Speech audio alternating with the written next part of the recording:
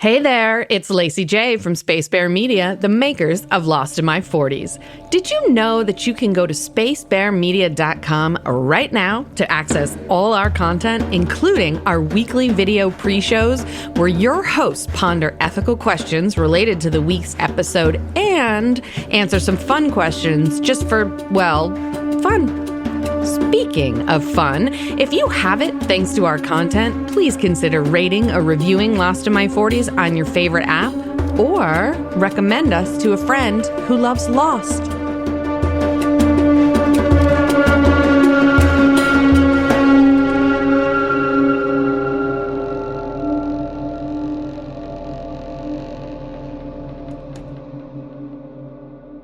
Hello, everybody. Welcome back. It's Lost in My 40s Season 2, Episode 12. It's another Charlie episode, and Derek is going to give it to us, titled Fire and Water. But before we dive into that, we have some stuff to talk about, and it's not the power rankings. We are here to welcome Dave and Ado from Lost the Plot, our rival podcast, I hear. I thought sister. Dave thinks we're rivals. That's fine. It's on. And they are here. They are here today to join us for this episode. What do they call this? Like a crossover, I think, in TV, something like that. Welcome, guys. Thank you. Thank you so much for having us. This is where you say hi. Thank you so much for having us. It's a pleasure to be here. Thank you. What an honor and a pleasure. Yeah, Thank you. So let's see how we met. For the listeners, I decided one day Reddit is not like a platform that I've ever really used before. I know Christy has been on it for a long time. And so for some reason, several episodes into recording, it popped into my head like, you know what? I bet there's like a Lost page on Reddit. I should check that out.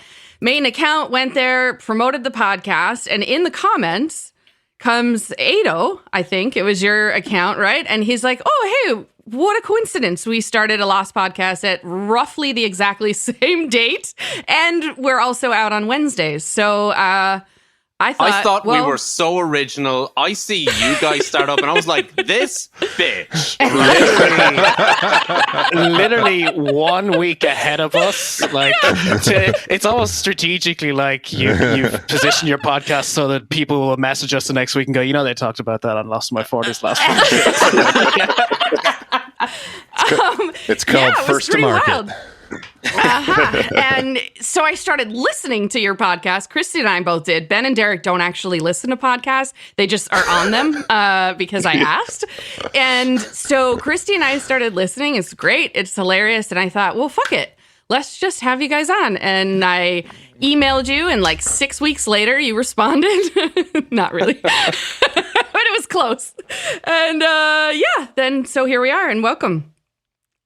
Yeah, it's a direct consequence of me having so many emails for so many different things that I occasionally forget to check one or the other for so long. And then, Dave, do you ever check our emails by any chance? I hear no. Not even when you have COVID and are incapacitated. Yeah, that's to be fair, right. the big reason why I didn't is because I used to log in on incognito mode so that I wouldn't log my email out before I knew you could have 2 Google accounts logged in at once. And it would send a verification code to Ado's phone every time. So I had to text him and go, can you please let me in the email? That's the main reason why I didn't do it. I can check it now. Yes, Control-Shift-N is just a reflex for you, Dave, isn't it? All right, so tell us a little bit about you guys, how you know each other. Obviously, you're both Irish, if anyone can hear your accents. And how old were you the first time you watched Lost? Because I think you're not Lost in your 40s. No, and we actually came here to do market research. We're going to rebrand as Lost in My 30s.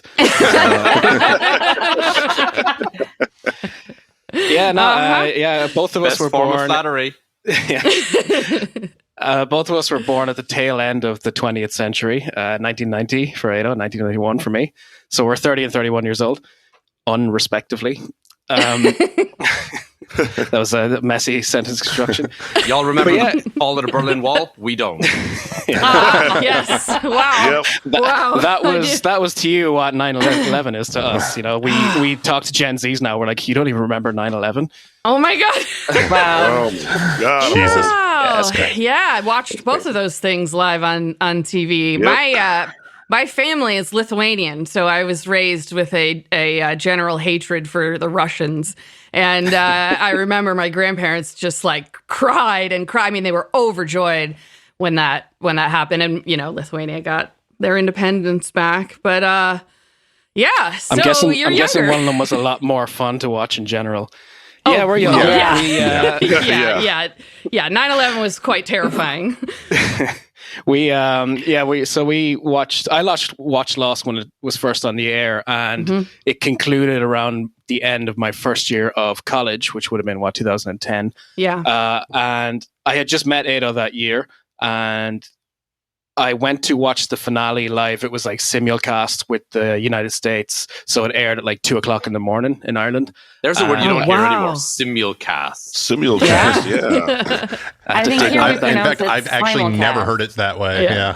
Do you know what that word is? A word I've only read, so maybe simulcast is. It's fallen so out of use that I don't know. there would be no just reason Irish for it. pronunciation. Yeah, aluminum, aluminum, whatever. It's all. Aluminium. I love when the Brits say it that way. How does an Irish person say aluminum? We say aluminium as well. You do? Wow. Americans give a shit because it's like it's spelled aluminum, but we put an I in it as well. We spell it aluminium as well as pronouncing it that way. Oh, okay. All right. Got it. Yeah, if you say that, they'll be like, "Oh, fancy." Yeah. But so I had met Ado that year, and he had slept on my floor in college, in my college dorm for the entire year. And then I'll let him take over the story from here because I got home the night of the Lost finale, having watched it. Yeah, and I've heard this. Christy and I have heard this. Yes. You talked about it on the podcast. So this is a good story. So yes, please tell us, Ado. This is a story that gets trotted out so often whenever Lost comes up between Dave and I. So it was the morning of an exam that we had. I was just a freeloader sleeping on his floor. He had spent the night over in his friend's place watching the Lost finale. On my own, by the way, I might add. She had no just interest. By yourself? She got up in the middle of the night and was like, here's my TV, leave me alone. So I just sat there by myself watching Lost. I had no one to enjoy it with. Sorry, go on. Yeah, so Dave had just finished watching the finale. I have never seen an episode in my life, but I wake up that morning fresh as a fucking daisy, ready for my exam. Dave is sitting up in his bed, red-eyed, his long hair at the time in front of his eyes, and his hands in his hands over his face. And I look at him and I said, David, my child. What ails you? What is the problem? And he just looks up at me, eyes to his fingers, and all he can croak out, the only words he can say are, "It was perfect." You know what? If this show can bring this dude to fucking tears, I have got to get on that. So got through the college exams, and then over the summer holidays, that year, in between year 1 and year 2 of university, I hardcore just bowled through all of Lost in the space of a couple of weeks. And it was great because he would text me periodically, like 2 or 3 times a day, and go, "Oh my god, this happened!" And I'm yeah, see, that's how, now, but like, "Oh my god, Charlie did this and such and such." We're reliving through Derek with that right now. The oh my god, and I'm like, yeah, I know. I still remember texting Dave about the orgy. My friend Shonda just started watching it as, we were starting this podcast, and she's Korean. So every now and then she'll text me and be like, oh my God, what are the Korean people going to do without kimchi? It's a concern. Sorry, I don't know. Yeah. Whereas if this had been set 15 years later, we'd be like, what are the hipster white people going to do without the kimchi? That's true. Is there no kombucha? Serious. I'm sure they could find kale in our garden. They could find a kombucha farm next to the Torch farm, probably. Yeah, most likely. Yeah. Which is next to the the tarp farm. Yes. So you joke that our podcast is a week before yours, but they're actually very different. You guys are really dive deep into the trivia in about the show and the director and like who directs the episode and guest stars and things like that. It's all very like pertinent and interesting information stuff I didn't know. So the podcasts, I think, are different enough to listen to both. But what I want to know is why. What made you guys, why'd you start? I will take that one. Right? Okay. I'm afraid of this cunt opening his mouth, honestly. Embarrassing me. If there is one thing I hate about being an American, it's that we're not supposed to use the word cunt. Everybody here is offended by that. It's like my favorite word. It's a Here's good the word. thing. It's a term of endearment here. Yeah, 100%. Yeah, and in Australia as well, I think it's the same. And or just not even necessarily endearment. We might just say like, I was in the pub last night. There was loads of cunts there, and an American might go, loads of people you didn't like, and I'm like, no, just cunts. Hey, wait, man, what did you just say? See, recently I learned a new word, bent. You use the word bent. Oh yeah, like bitch cunt. Bent, like bent. B I I haven't N heard T. It's that like one. bitch cunt, really. A bint. Yeah. I thought it was a I new did type not of know that. cryptocurrency. Could be. Oh, my bint is Fuck, down all right. 44% today. Yeah. God damn it. All right, we're off track. Ado, why'd you start the podcast? It was a weird thing. I think it was all to do with the lockdown 2020. Everyone's sitting on their hands, pulling themselves off, doing fuck all otherwise. That's us too. That's how. yeah. And Dave and I, like, after college, Dave and I just kind of, I don't know, like you'd say we drifted apart a little bit, you know? Like you went one way, I don't like, even I went know. another. I don't even know if we drifted. I just left the country, and I don't like texting.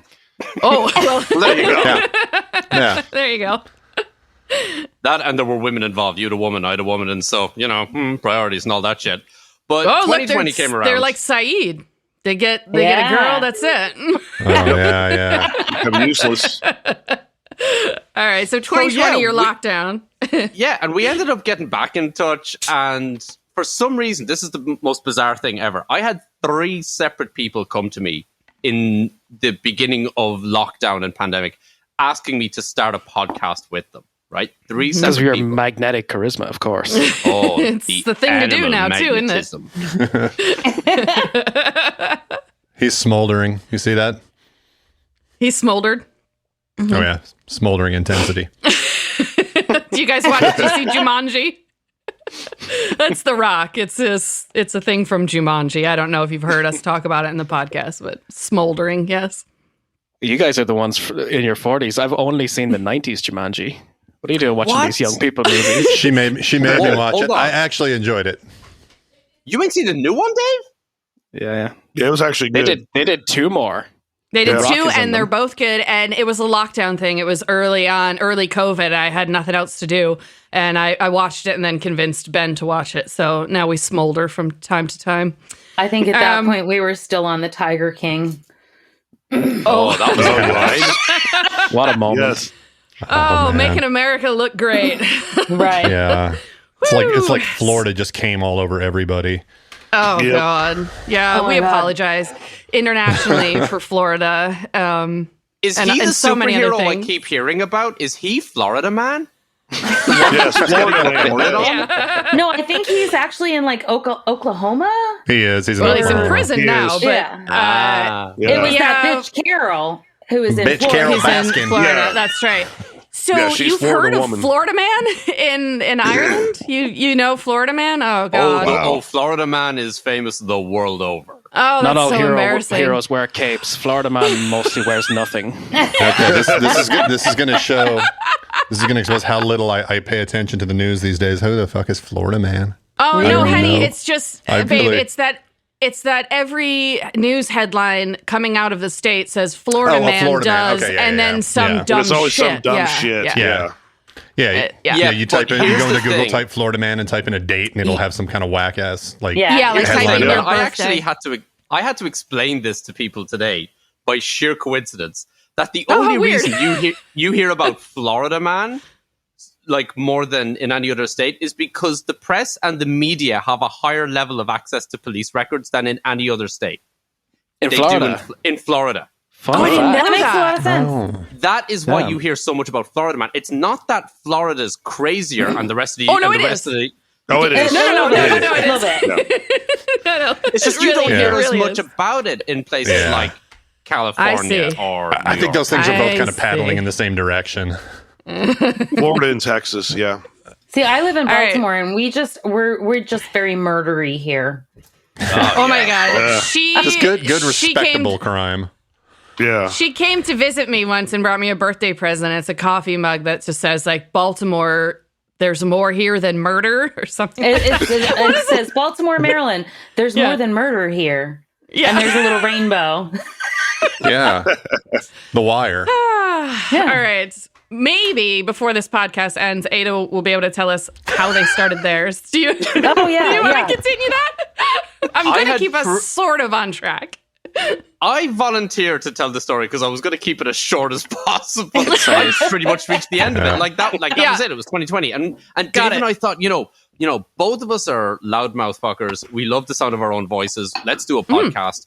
What could we possibly talk about? What do we have a shared passion in? You know, if you're going to do a podcast, sure. Every straight white guy in his 30s is talking about nerd culture and superhero Rite movies of and shit like passage. that. Yeah. Exactly. Yeah. Like like you're a straight white guy in your 30s, you're legally obliged to start a podcast. You know, as soon as I hit 30, it just, you know, the police were at my door. So we thought, you know, it's got to be focused. The topic's got to be focused. It's got to be something we know. It's something we got to be passionate about that we can crank out content about every week. Hey, doesn't Lost have 121 episodes? There you go. And final caveat, it's got to be something that we will never be competing with a bunch of 40-year-old Americans for listeners. Right, so, Whoops. Yeah, it's pretty wild how we managed to put these together at roughly the exact same time. yeah. Now, I love how, sorry, I just, one final thing. I love how Ada says it was 2020, like lockdown that inspired this, because we didn't start recording until September of 2021. That's how long it Well, took us to I did plan hear you this. guys. Yeah, I did hear you guys talk about that. Like, it was an idea for a long time, but you managed to put it into practice at the exact same time we did. See, you could have been first. Well, Maybe. I mean, for any listeners or viewers or whatever who think that us starting our podcast at the exact same time is the wildest coincidence, it's not. It was, excuse me, it was the anniversary, the 17th anniversary of Lost airing. Like, that's why we both started in September of that Correct. year. Yeah, that's Just right. in case anyone listening isn't aware of that. I guess the Right. odds were like higher than you might think then that we would start line up in like that. September exactly. So I have a couple more questions. I was going to ask you what your favorite and your least favorite thing about podcasting is, but I listened to your podcast, so I know the least favorite. You hate the editing. But what's your favorite thing? So I think I just like having an outlet to air my grievances. Now, I haven't done it as much as I would have liked, but I kind of just, like Ada said, we like the sound of our own voice. I listen to a lot of podcasts, and sometimes, you know, everybody who listens to them, it feels like hanging out in a room and in a conversation you can't partake in. And I'm like, I have things to say and people need to hear them. That was pretty much my motivation. That's pretty much my favorite thing about, you know, is I get to enjoy the smell of my own farts for 2 hours. Yeah. How very millennial of you. You know it. everyone loves the smell of their own. Well, Don't lie. I mean, not always. All right. That's not always. Wait, do you have an answer for that, Ada? Ooh, as to what's my do you have a thing favorite? about- A favorite thing? Yeah. I mean, I love the whole process. I love the whole thing involved. I love the promoting of it. I love talking on the microphone. But I think my favorite thing is just saying to people, I host a podcast. You know, That's pretty cool. I like that part too. Yeah. like because people straight away think like, oh, you know, I mean, that's an achievement, you know, like that takes a lot of work, and you know, you must have listeners all around the world. And I'm like, yeah, and both of them love our show.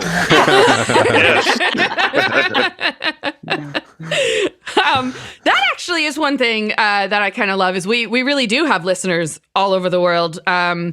We have a bunch in Europe. So here's my last question is whether or not I can see if I can get Dave to admit where the fuck he lives. So on their podcast, we know they're both Irish and that Ado is in Dublin. Dave's been hiding where he lives. I know it's in Europe. So I have been in our listens, studying where, what cities there are downloads in Europe, she trying has a to catch him. Map with it little with it, pins in it. Yeah.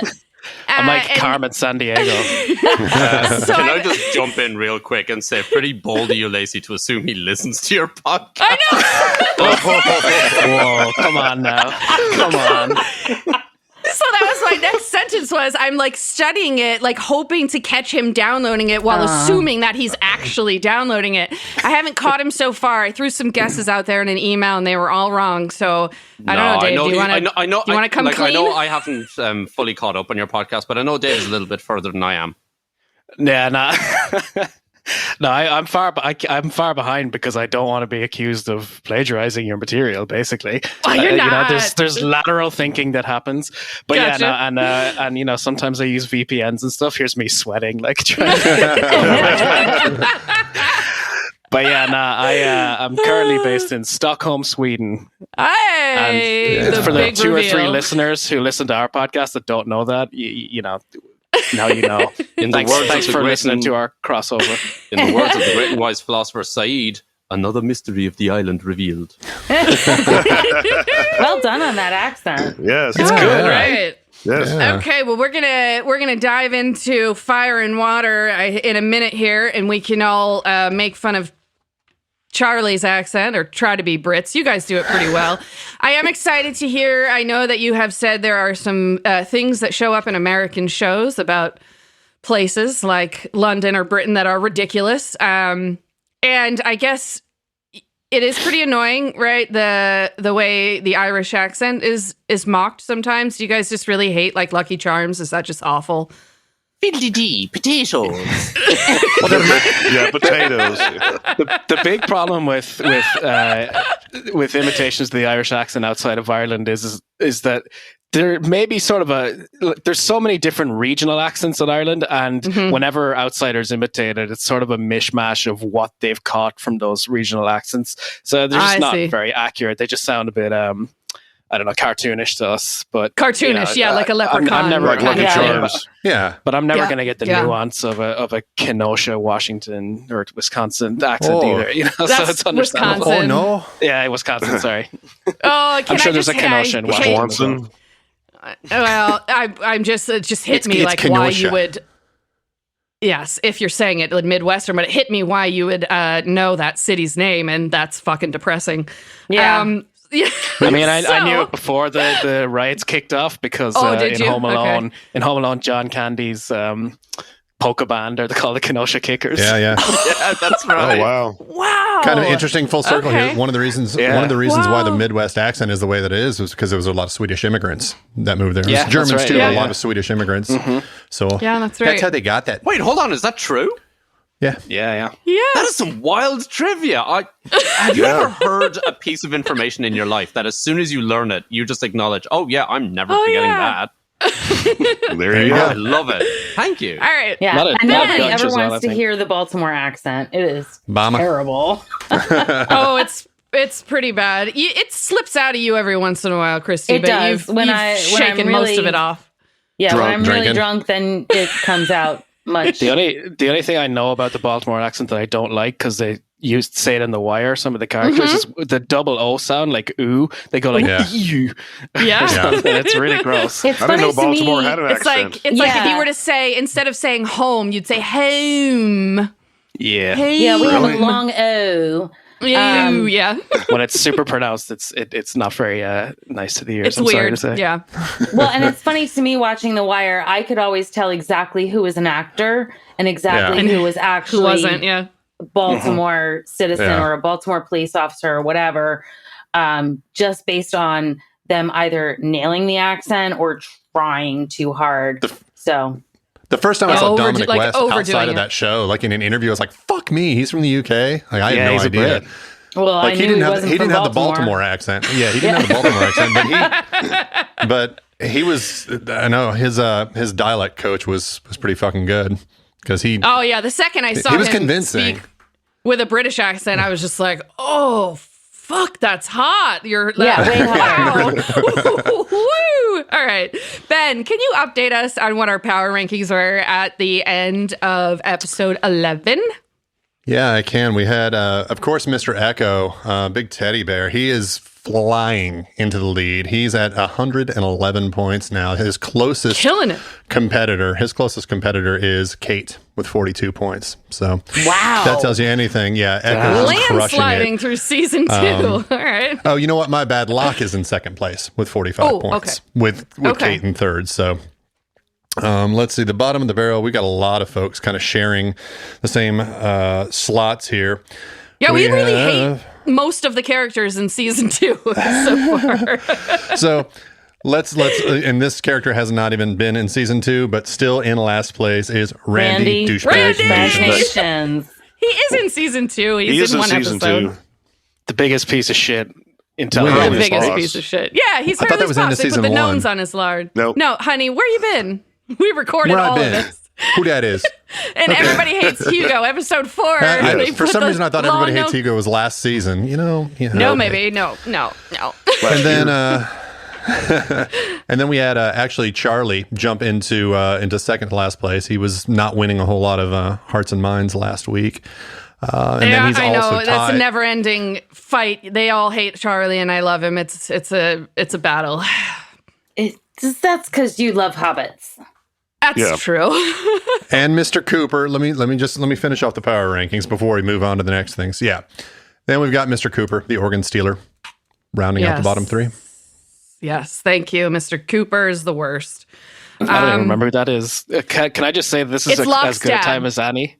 Okay, yeah. This is as good a time as any to say that Ado and I are still watching season 1 on our podcast. We record the episodes sort of a lot closer to the release date. So I just kind of had to jump into season 2 today out of context. I'm piecing together my memories from my last rewatch, which was years ago. Right, yes. Well, sorry to do that to you. Boat. No, not at all. No, that makes this even more fun, I think. We do our recording schedule a little bit differently, and like typically we'll meet and do several in one day, and it's easier for us to kind of coordinate that way. I wish we had that kind of foresight. We didn't. We didn't actually. When we started, we kind of powered through a bunch of it and got onto this schedule that we like now. Mm-hmm. But yeah, so one thing that we have in common, I say the 4 of us, Ben and I and Ado and Dave, is that we're all huge fans of Lord of the Rings. I am too. Lord of the Rings. Okay. Yeah. All right. Oh, fuck. Then it's all of us. I just meant like with Ben and I, it's been a thing. Like it was what we first bonded over when we met each other. I have a tattoo on my back. It's a big thing. I want to make Lord of the Rings into a podcast. You have a Lord of the Rings tramp stamp? No, it's not more than that. All over the back stamp. No, it's my entire back. It's a poem from the book. Yeah. So yeah, it's like an 8-line poem on my back, nowhere near the tramp area. But I could put like Gimli's face there or something. That would be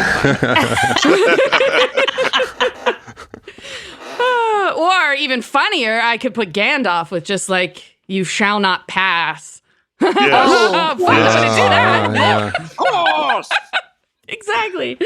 Oh, shit. All right. This is going to be our longest episode ever. Yep. That's how we do. Lost the plot territory. That's how we do. I know. Some of your episodes are 2 hours. It's a massive commitment. But I powered through all of them just a couple weeks ago, and I'm all caught up with you guys as well. If you can think of a better word to siphon better way to siphon listeners from Joe Rogan, I'd like to hear it. I don't know if you want the Joe Bros. No. No. All right, Derek. Just offer them some horse dewormer. Dewormer. Oh God. I was going to say, Ado, you have a lovely singing voice. Thank you. You sang La Mer. What the fuck did I sing? You sang La Mer. The fish song. The fish song that Shannon. The one that Shannon did. The French. Yeah. I have no recollection of singing that. Really? Oh, you did it well. No. So y'all are drunk too when you do your podcast? We try to be. They want to smash cans with Jorge Garcia. Hell That's true. Yeah, that would be pretty fucking awesome. Well, if he goes on your podcast, you better send him our way. Yeah, right? we'll play him. Just FYI. Okay, I'm going to try this one more time. Let's see if we can do it. Derek, do you want to get us into season 2, episode 12, Fire and Water? It's a wild one. Yes, I do. All right, let's do it.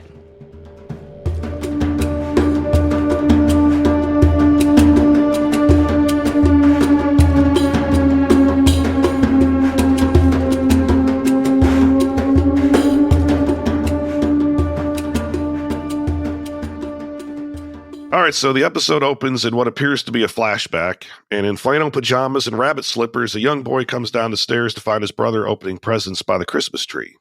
So he runs over to the tree in his rabbit slippers and looks for gifts with his name on them, but he can only find ones labeled Liam. Where are my presents? Well, I'm terrible at Irish accent. The boy says, but he's not Irish. He's English. English. Yeah. UK. Swing and a miss. Manchester. Yeah. Right over here, Charlie. Let me just say that I'm glad that my Irish grandmother is dead before I said that Ireland was part of the UK. She would have been really angry at that. Oh, yeah. She would be like, I'm glad that my Irish grandmother is dead as well for unrelated reasons. Another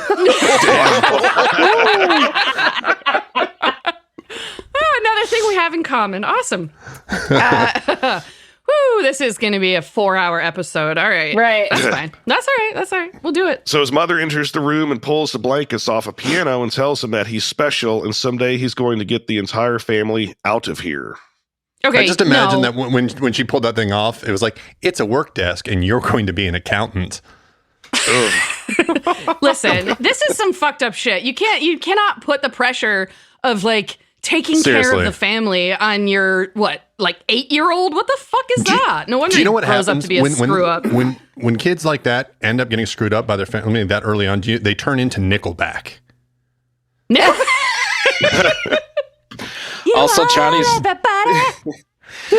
mom wants him to get them out of here, with here being a home that any millennial would trade a limb for. I know, right? Yeah. It has like rooms. It's also the most American-looking house I've ever seen that they tried to sell as British. Are we going to talk about this? His mother is absolutely not played by a British actress. Her accent is shocking. Actually, she is. Really? She must be trying to do a northern accent then, and she's a southerner because it's bad. What the fuck is that accent that Charlie's mother does? It's so bad. I thought she was South African. Really? Yeah. I want to hear why the house looks American, because that is interesting. But I also want to mention, just for our American listeners, I think, correct me if I'm wrong, but in the UK, the UK's north is like our south, right? It's the backward bumpkin sort of people, and the south of the UK is like the north of the US, the cities and the culture and that kind of thing. Is that generally correct? I mean, not so much anymore. I think the divide is more sort of the Southerners are considered a bit more elitist, a bit more posh, and the Northerners are a bit more working class, industrial. Yeah. Okay. But having said that, there's been like a huge political shift. Like they used to call it the. Let me see. I always get this mixed up because blue is Democrat, but in the UK, blue is conservative. So there used to be a red wall, which is all Labour voters in the north of England. But they've done like a 180 since Brexit because a lot of them are Brexit supporters. Okay. My boy Dave dropping some knowledge. I didn't know any shit. Wow. Yeah, politics is my thing. When Brexit happened, that was when I knew that Trump was going to get elected. I saw it. I saw the wave of what was happening. And when it actually happened, I went, fuck, like we're in trouble. It all started with Harambe. No. It's true. Lacy and I actually had this conversation. It wasn't Harambe. It was before that. It was the day that David Bowie died. that's when everything fucking got screwed up and we ended up in another timeline. We slipped into another timeline is what happened. Yeah, it's what it feels like. Yep. Tell me what an American house looks like. Why does that house not look British? Dave, do you want to take this one? It's no, because I don't agree with you. Words. Like, hold on. First of all, maybe I'm in a vast minority here. Dave, do you agree with me that house? Not especially. I'm trying to. I only watched this episode today, but I'm trying to bring it to memory now. But I can't really. It looked pretty like British working class to me. Okay. Maybe not though. Can you think of any sort of distinctive characteristics that made you think that, or was it just a sort of general vibe? I grew up watching, TV shows from Britain, like something I'm not sure you're aware of. Even though we do have our own TV shows and shit here in Ireland, we get all of your media from the States as well, like all of it, and we get all media from Great Britain as well, and the rest of the UK. We get all their shit as well. So we've got everything, right? So there's just something about seeing the interior of a house. My brain is instantly triggered into thinking, oh, that's an American house right there, straight away. Huh. Interesting. Yeah, I get it. You can't really put it into words. My finger on it. But you know it when you see it. I get it. Okay, gotcha. It's generally just the giveaway is the gun racks next to the beer posters. Yeah. Right. That'll do it. Yeah. So yeah, that's interesting. Even geographically, where you're located is, minus an ocean, kind of sandwiched in between those two big superpowers that like to vomit their shit all over the country, and you guys are right there. I follow a lot of British stuff, too. I grew up on British shows. My Irish grandmother, we used to watch Benny Hill when I was a kid. Oh, yeah. And then my family, it was everything Monty Python when I was younger. And so I still do that. Like, I love British comedy. I watch all of the comics. I love 8 out of 10 Cats and 8 out of 10 Cats Does Countdown and Would I Lie to You? And all of the shows. I watch them all on YouTube. All the Jimmy Carr stuff. Oh, God, I love Jimmy Carr. Graham Norton's fucking hilarious. Graham Norton's a national treasure. He really, he really is. And I just go on YouTube and go down like British TV show rabbit holes all the time. Love it. Sorry. I'm a big fan of the Great British Bake Off. Ada, do you not like Graham Norton? I know, he made a funny face. Yeah, so there's this thing that British media tends to do where they'll accidentally claim an Irish actor or sports person to be British in their newspaper he's headlines Irish. Or whatever. That's right, yeah. And Graham Norton's Irish. Dave has kind of just done the same thing here, claiming Graham Norton is Irish. He's Northern Irish, so he's from the UK. Yeah, what are you talking about? No, he's from Dublin, isn't he? Or hang on, or something. Hang on. I fact check. Live fact check. I'm nearly certain he's not. He's not. Or is he Cork? Northern Irish. Is he from Cork? He was born in Clondalkin, County Dublin. Oh, I'm thinking of Liam Neeson. Liam Neeson's Northern Irish. Liam Neeson, Graham Norton, same guy. Can you imagine Graham Norton in find you and I will kill you? Let's bring this back around. Liam Neeson later plays the father of Maggie Grace. Damn, that's right. She's the daughter in Taken, right? Yeah, that's right. I forgot. Right. Is that the only other thing she's ever done? Oh, yeah. Maggie we Grace, are never getting through this episode, are we? We hated her so much in season 1. I mean, not the woman, not the actress. Yeah. No, Maggie Grace, I'm sure she's Shannon. lovely. Yes, of course. Woo! All right. So 40 minutes in, we're going to get to the second paragraph of the outline. Right. Go ahead, Derek. Let's call this podcast Lost in 40-minute Chunks. Yeah. Yes. So young Charlie sits down, and behind him, Liam's adult voice says, "Come on, baby brother. You can't save the family if you don't learn how to play." And young Charlie turns to see adult Liam playing with Voltron in a diaper. I fucking loved Voltron. Oh, yeah, hell yeah. That was the first Voltron, too. Not the second one that was all the different vehicles. That one was... No. Why did they do that? It's not enough this is testing. before the two Irish lads were born. I don't think Voltron was around anymore. And I'll form the head. Yeah. I get the reference, but I never really watched it. It's like an 80s, cultural osmosis. 80s it does not. And, It didn't age well. No. Can I just say that I was a little weirded out by the diaper thing at first because I had forgotten about the scene that comes later, and I was Agreed. like, Yeah. that kid wasn't wearing a nappy. What just happened? Yeah. Made sense later on. All right, Derek. So adult Charlie is now sitting at the piano, and his mother is asking him to play, but he turns around to see his father butchering meat at a counter that has appeared in the living room. And his father is saying that Charlie's music will never amount to anything, and he tells him that he needs a trade while chopping a doll in half. It's really strange sequence there. It is, and it's more of this like, let's just make fun of anyone who's in the arts and tell them to get a real job. There's so much of that in the show. It's obnoxious. Lots. Yeah. Yes. No, I mean, it's a nice dynamic, though. arts. I like the way that they immediately show this sort of like pressure that's on him because they've got his mother on one side saying, "Hey, I'm fostering this," and then daddy on the other side saying, accept reality, chopping meat. Like that's a difficult position to be in because you're kind of torn between your parents. Because you're a child. Yeah. Because you're a child. Funny because I was back in Ireland over Christmas, and my dad was cutting meat, and he told me there was no money in podcasts. So he's right. Except he's right. Yeah, How right he was. He's right. Yeah, I mean, you guys can't even afford an editor, you know? I was like, you're like, absolutely right, Dad. Medium rare. Yes. So Charlie begins to play the piano, and then he's on the beach, and the piano is sitting in the surf. Aaron starts to cry, and Charlie realizes he's inside the piano. And at first, he tries to pry open the top, but then gets distracted by the jungle swaying in the breeze. The piano topples over, and it is... Right. Yeah. I mean, it's just a baby and a piano. But look at the pretty plants. Look at the trees, yeah. Is that Vincent? Coral! Oh, God. You know what? Ben and I started watching The Walking Dead again because we make fun of it so much in this fucking podcast. And yeah, we powered through. We're already in season 4 because the seasons are so short. It's so boring. Do you guys? I'm guessing you must have had The Walking Dead. I stopped after season 8 because it got dull. Yeah, I got 5 in, and I was like, I'm out. Fuck this. So that's the first time we watched it. Every season's the same. I have a very special and odd relationship with the TV show The Walking Dead. For years. No. No, she had terrifying nightmares. I had zombie apocalypse nightmares. It was always different, but it was just the theme was recurring. And I would wake up at 2:00 in the morning and Kayla would be like, go back to sleep. And I'm like, nope, can't. Zombies are trying to get me.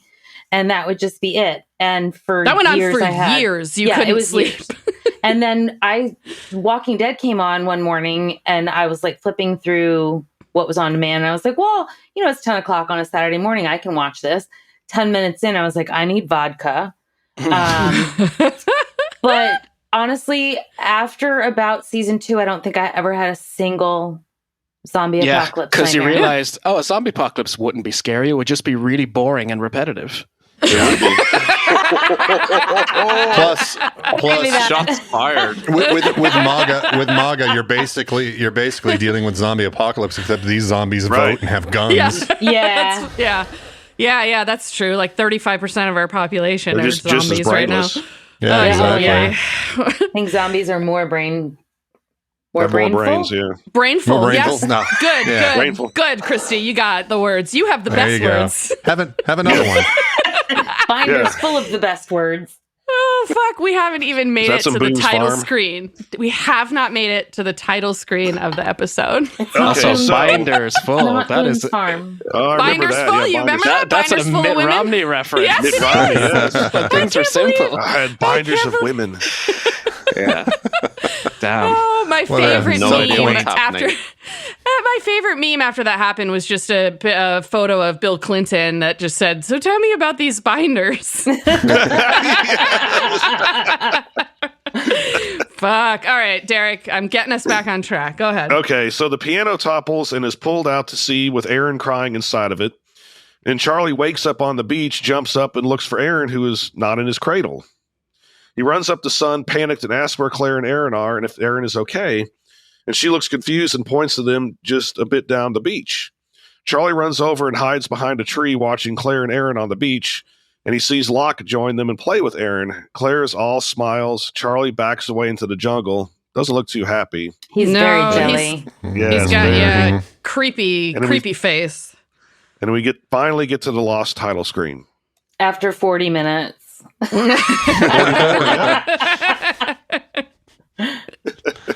Do you notice now that baby is almost as big as she is? Yeah. Like 3 or 4 more episodes. It's going to be taller than her. It went from one episode to the next. They took out some like skinny kid and put a big old fat one in there. It's definitely not the same kid. Maybe they've been feeding the kid too much avocado toast. Yes. Okay, boomer.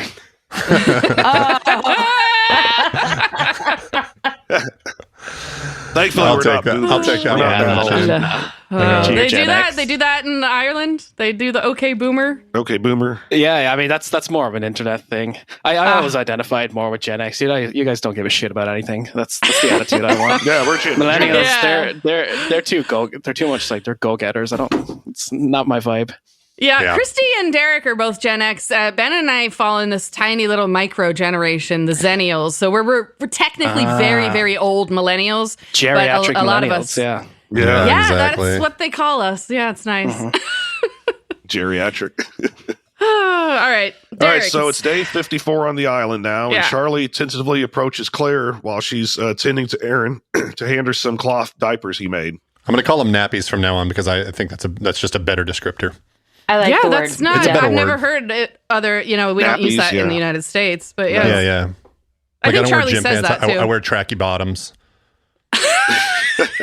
These are the things I learned. I like just watching In-Betweeners. That's basically where all of my knowledge of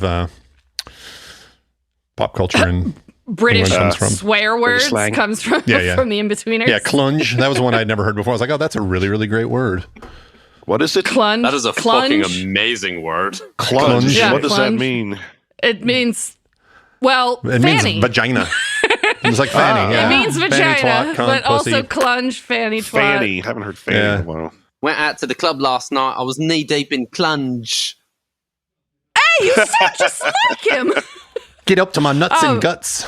You can get through that entire show in like 6 hours. An afternoon. Oh, okay. Oh yeah, hell yeah. All right, I made a note. All right, Derek, see if you can get us through this episode. Okay. We're off the chains today. We were way off the rails. So has he been asking about me? And Charlie says, trying to make a joke, and Claire just says, Charlie, don't. He sits down and apologizes again about the statue, and he says he wants things to go back to how they were before. And she says, there was no before, Charlie. Ouch. Before asking him for some space. Charlie says goodbye to Aaron and leaves. So we go to the flashback number 1, and in rock star sunglasses, Charlie's in a hospital looking through a window at a newborn baby wrapped in pink. A blonde woman in a hospital gown joins him. They hug and gush over the baby.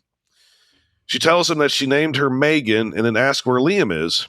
Charlie calls her Karen and gives an excuse as to why Liam missed his plane and his daughter's birth. And then they stare a little more at the baby. Just seems so confrontational now. Yeah. I love that her name is Karen, and it's just like yes, Karen. Now that name has automatically been redefined. It really has. Because the way you read that out there, I just picture Charlie going, Karen. When he said her name, that's the first thing came to mind was Karen. Like, she's a Karen. Got it. I really feel sorry for like nice Anyone women who Karen? are named Karen. Yeah, this lady seemed like she couldn't be nicer either. So now Charlie is entering his apartment through a private elevator in a wall painted like the Union Jack, like all British rockers are required to do. By law. By 100%. Let me tell you how sweet it was as an Irish person to watch that Union Jack ripped apart as those elevators opened. Oh, yes, I can imagine. Yes. That's not as patriotic as you think it is. Lucky Arlaw. He's Evil by the Kinks is playing, and on the far side of the room is a piano that he got for Christmas with a lit cigarette resting on top. I actually met Ray Davies from the Kinks. From the Kinks? No way. You did? Yeah, it was really, really weird. My mom's second husband, his brother was married to a ballerina and she was in like the Dallas Ballet or whatever, and somehow she knew him and then who they ran with or something like that. So they ended up being at a party that we were at, just like a catfish fry, and Ray Davies was there. I was like, that. I didn't know who he was at the time, and I only kind of found out later when I started listening to the Kinks. I was like, holy shit, I met him. My husband's favorite Christmas song is by the Kinks. Yeah. And this is also Father the song Christmas. that's playing. And this song that was playing is the one that Charlie was singing to Jin in an episode, a couple episodes ago. Same song. All right. Is that the one where he says, Everybody. "Thank you, I do have a beautiful voice"? Yes. Yeah. Yeah, it's that scene. That's what he's singing. Ado, have you ever had a run-in with any of the Kinks in your line of work? He's met like a bunch of famous people. Just Have you? No, not the Kinks. No one from the Kinks. Counting Crows, Disturbed, I mean, load of bands, right? Really? Like Disturbed. Wow. Like Adam Relevant to Duritz? this podcast. Counting Crows Okay. is one of my all-time favorite bands. Oh, for sure. Absolute shower of gentlemen in real life. They're phenomenal. They're really, really nice. But relevant to this podcast, I've only ever met one lost cast member. Oh. And they haven't even appeared in the show yet. It's Okay. I'll just say the name, Eloise Hawking. No shit. Okay. Because she's Okay. an Irish actress. She's Irish, yeah. She's an she lives Irish here in the woman. city. Okay. I Yeah, actually but- used to work with a guy who's in the last season. Oh, no way. Yeah. I've lost. Damn, that's awesome. Yeah. I actually talk about my encounter with a lost cast member. I'm trying to remember what episode it is. Is it Deus Ex Machina, maybe? I think it was a Locke episode. I don't remember, but It was a Locke episode for sure. It's a Locke episode, yeah. When I talk about it, so if Dave ever gets around to listening to the podcast, maybe he'll hear it. No pressure. have to Shit! see. All right, let's see if we can finish this flashback, Derek. Hey, at least we're on page 2. Yeah, It's true. So Charlie then finds Liam passed out on the couch with a belt around his arm, and Charlie yells at Liam to get right and get to the hospital while cleaning up the heroin supplies. Should be called paraphernalia. Liam says Apparently not. it's called gear. Oh, gear. That's right. They call it gear. I prefer impedimentia. Ooh.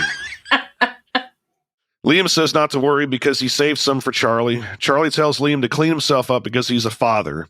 He tells Liam that he's got a daughter named Megan, like Mum, Liam says, and smiles. So back on the beach, Kate is helping Sawyer do some physical therapy on his shoulder while Hurley is roasting something over a fire. Hurley wants to know how well Sawyer got to know the tailies. yeah. They call them the tailies. We call them the backenders because I'm dirty. Yeah. Yes.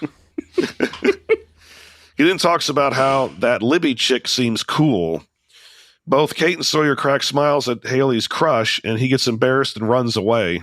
It's Sawyer really calls cute, him this Jabba scene. in this scene. Jabba, Oh, yes. It's so God cringe. damn it, Sawyer. Yep. So I know. it's like I try to remember the first time that I watched this if I was offended by these things, but I'm not entirely sure that I was in the mindset of like of the culture that like we've adopted today. Yeah. And I wonder how many of them I laughed at when I first watched it. And now I cringe, just like, Yeah. oh God, why? See, I laugh and cringe. I laugh first. I still And then I laugh. feel, then I feel guilty for laughing, and I kind of go, "Oh yeah, I'm still not really all that acclimated to.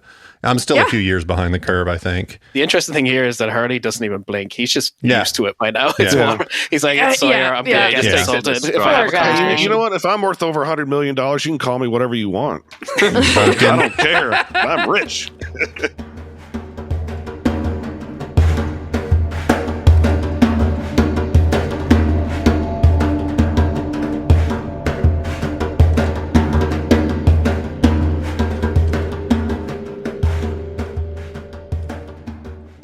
Anna, Lacy, and Jack come walking out of the jungle looking chummy, and Sawyer comments on how this is the third time he's seen them come out of the jungle together. What do you suppose they're doing out there? He asks Kate. Bumping uglies. All of a sudden, Kate's got something to be jealous about. Yeah. Down the beach a bit, Charlie is tuning his guitar. He hears Aaron crying again and looks out into the ocean where the crib is floating. Charlie screams for help. I do like when he's tuning the guitar, because I mentioned this earlier. I'm like, unless you've got a guitar that's made out of fiberglass and you have strings that aren't metal, like a guitar in that environment is going to turn to shit really, really, really quickly. And they actually showed him in this time. It looked like they were like it was all rusty, and he was like it wouldn't even hold its tuning. Which that would be if you have a guitar and that's like the last thing that you have. That's like the last vestige of your former life. That would be fucking awful because it's just a matter of time. So Charlie screams for help after seeing the crib floating and takes his shirt and shoes off and dives into the sea. He gets to the crib and drags it back to shore, and Aaron is fine when he picks him up, but then suddenly Charlie sees Claire and his mother on the beach dressed as though they've been in some religious painting. Yeah, that was a really weird... Also, I thought that hobbits couldn't swim, and suddenly he can fucking swim. Yes. Yeah, but it's a dream, so... Right, yeah, he's dreaming. Oh, right. Hobbits swim in their dreams. Duh. Okay. The women tell Charlie that Aaron is in danger and Charlie must save him. A bird flies out of the painting and over Charlie's shoulder. I think it was a dove. Yes. It was. Hurley appears in the painting dressed as a monk and asks Charlie what he's doing. It is now dark and everything is normal. Hurley questions Charlie again, saying it's the middle of the night. Booth. He wants to know why he has Aaron. Charlie looks down and sees he's holding Aaron while standing in the surf. I don't know, he tells Hurley. Charlie starts screaming that Aaron is gone. Claire, God damn it. I stole the baby. Claire starts screaming that Aaron is gone again, and Hurley yells that he's okay. Cool. Dingo stole my baby. I know. That's really, I think that those are the only words she ever actually says. She says 2 words: is baby and Charlie. That's all. That's like her entire fucking Charlie. She went in to do the screen read for this. Peanut butter. That's right. Yes. Peanut butter and steel. That's the other one. Oh wow! So Claire, Kate, and the others run towards Charlie, who hands Claire the baby. She takes Aaron and then slaps Charlie across the face and walks away. Yeah, Charlie she does. Scratches his head in confusion. I mean, I would too. Look, I've dissociated more than once in my life, but I never stole a baby and ran into the ocean with it. What the fuck? Were you ever in a situation where a baby was handy though, and you were near the ocean? Yeah, exactly. So I don't think so. So you haven't truly been tested in this way. haven't truly. I'm just saying, from his point of view, how fucked up is this that you're just suddenly come to in this situation? I feel for Charlie, the poor guy. Yeah, I did too at the beginning. I can definitely... at the beginning. I mean, by then I was like, what a fucking loser. Yeah, what a nutcase. I can relate. My girlfriend only told me the other day that apparently while I was asleep, I woke up and I thought that, I'd only woken up momentarily in the middle of the night. My girlfriend got into bed after I'd fallen asleep. I woke up, I was like, and then I rolled over and went back asleep. No, she told me what I actually did was I rolled over in the bed and started masturbating next to her. And I thought she was joking with me for so fucking long. I was like, no, you are fucking with me. Because I've never so much as sleepwalked. I don't talk in my sleep. None of this shit. You were sleepwanking. Yeah. I was sleepwanking. Sleepwanking. You just changed one letter. Shit ever. Every single one of my husbands has sleepwanked at one time or another. I have seen that happen. It is a real fucking thing. But the point I'm trying to make is being told that you did something that you weren't conscious of aware of, right? Is actually kind of terrifying. Yeah. Unless you're wanking, and then it's just funny. I guess Charlie can also be thankful that this could have been a lot worse. He could have been holding Aaron and wanking. And he was lucky, really. Well, he is Catholic, so. Anyways. It is a boy. Definitely some sex confusion going on. Yes. Oh, God. Derek, can take us out of here. Help. Sawyer and Hurley are playing blackjack on the beach, and they argue about the rules and strategy for the game as Libby walks by with some laundry. Sawyer encourages Hurley to join her by saying, I'm sure you got a load you need to drop in, don't you, Jethro? Ew. load you need to drop in. I can't take it. Can I just? I thought it was funny as fuck. Can I slightly spoil a segment later on? I know it's not my podcast. I'm sorry if this is. Within the episode, you can say whatever. I you're about to explain the Jethro reference. No, not even that. No, Okay. I mean, jump ahead on one of your guys' segment, which is to say that my best and worst moment of the episode are both when Sawyer says you have a load to drop in. Yes. So Hurley shies away, saying he's waiting for his moment. Sawyer laughs and tells him his moment is now before yelling out, "Hey, Libby." She turns and Hurley waves. "Hey, yourself," she says to him flirtatiously. Yeah, like she wants him. It's so obvious. She is down for the mayor of Island Town. She down the clown with the mayor of... Hurley wants to give her the best 2 minutes of her life. Oh, yeah. Exactly. Hey, Libby, I have a load to drop. What are you doing? Oh, God. Oh, that's so nasty. That's funny. All right, Derek. I guess they couldn't get away with Sawyer just saying, "Hey, you want to cream pie her?" Ew. I suppose this was a little more... right when I took a sip of coffee. And it's forever trying to make me ruin one of these microphones. So Locke exits the hatch to the door, and Charlie's in the jungle waiting for him. He tries to explain that he was sleepwalking and didn't mean to take Aaron. He wants Locke to put in a good word for him with Claire, and Locke wants to know if Charlie is using again. And that's sort of a desperate attempt right there. Like, put in a good word for him. He's like, what? Yeah. What are you not 13? Paying attention to what's going on around you? That's like telling a girl's dad, like, can you put in a good word with your daughter seriously, for me? Yeah. I want to date your daughter, dude. Ew. So this pisses Charlie off, and he says that Kate can see a horse and others can see Walt running around the jungle, and nobody cares, but if Charlie sleepwalks, he must be on drugs. Kind of has Charlie a point then there. Lies. Yeah. Charlie then lies and tells Locke that he and Echo burned all the statues and that there isn't any heroin left. Locke tells Charlie that trust needs to be earned back and he should leave Claire and Aaron alone for a while. Charlie gives him a death stare. Yeah, he's full of those this episode. How can this be your decision? It's that same look. They get him with the eyes up like that. Totally. So we go to flashback number 2, and the members of Drive Shaft are all sitting in director-style chairs wearing bathrobes. So Charlie, can we have a new rule that now that Shannon's gone, that Drive Shaft is now the? I'll take that. Yes. Okay. Cool. Charlie is sipping tea, and Liam looks sick. Charlie is worried Liam won't be able to do this, but Liam tells him to sod off. Charlie reminds Liam, lest you forget, we need this. And the director tells the band to get on set. That's sad. We need this? We need a diaper commercial? That's not good. Yeah, that's really bad. Yeah. Yeah, they take off their robes and are wearing only diapers with giant pacifiers hanging from their necks. It really looks so stupid. Each band member is like going, what the fuck? Reminds me of my rave days. You used to wear diapers? No, the pacifier. No, the pacifier, because of that ecstasy. Each band member from trying to swallow your earlobe. Something like that. So each band member is handed a package of nappies as they climb into a huge crib. Now, was anyone else very sexually aroused at this? No. Ben, all right. do you have something we need to discuss? That's why I'm in therapy. Okay, I will deal with this.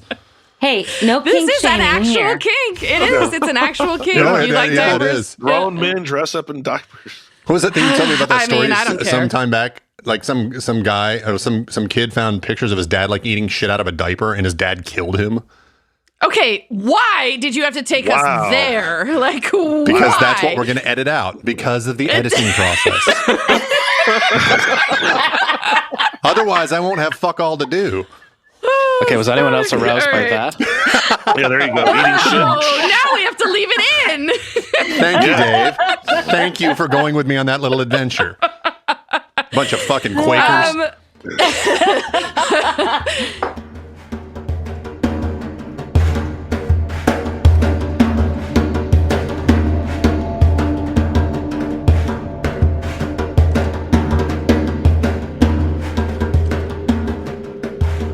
Hey, Hey, Ben. Yeah, babe?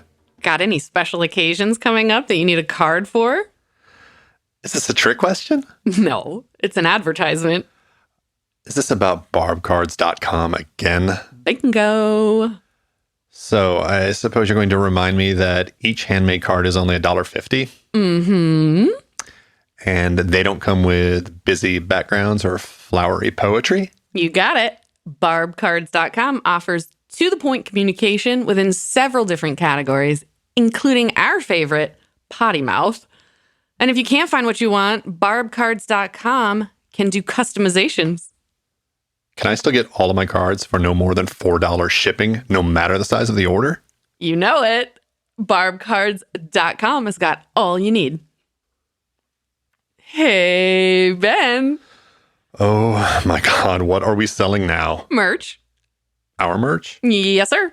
Shirts, coffee mugs, wine tumblers, bottle openers, stickers, magnets, and more. Your choice of product and your choice of Space Bear Media graphic from any of our podcasts. Please tell me we're not making merch now, too. Of course not. We'll stick to podcasts, and Pixis products will do the rest.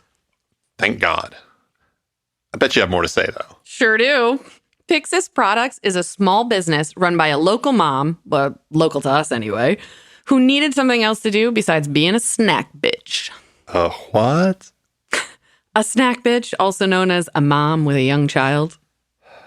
There's still more, isn't there? Yepers! Pixis Products works with other small businesses for supplies, art, and other collaborations at every opportunity, including ours. In fact, Pixis Products even gave Space Bear Media our own storefront on their site. You can find us at shopspacebear.com. Say what? You heard me. Go to shopspacebear.com and buy something.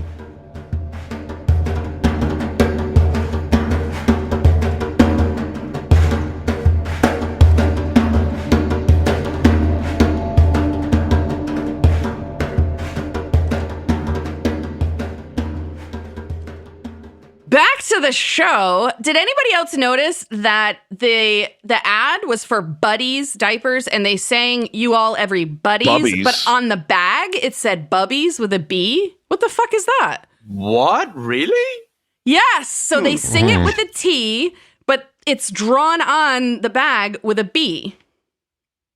Because they say "You so all everybody's." butties? Yeah, "You all Is it like a everybody's," but it's cutesy, actually. I Is guess it cutesy so. like because babies don't know how to spell? Bubbies? Oh, maybe. Yeah. or is it pronounced bubby? No, Like it's a not Jewish like your grandmother? Jewish grandma. Yeah. Hans. Bubby. I'm your white knight.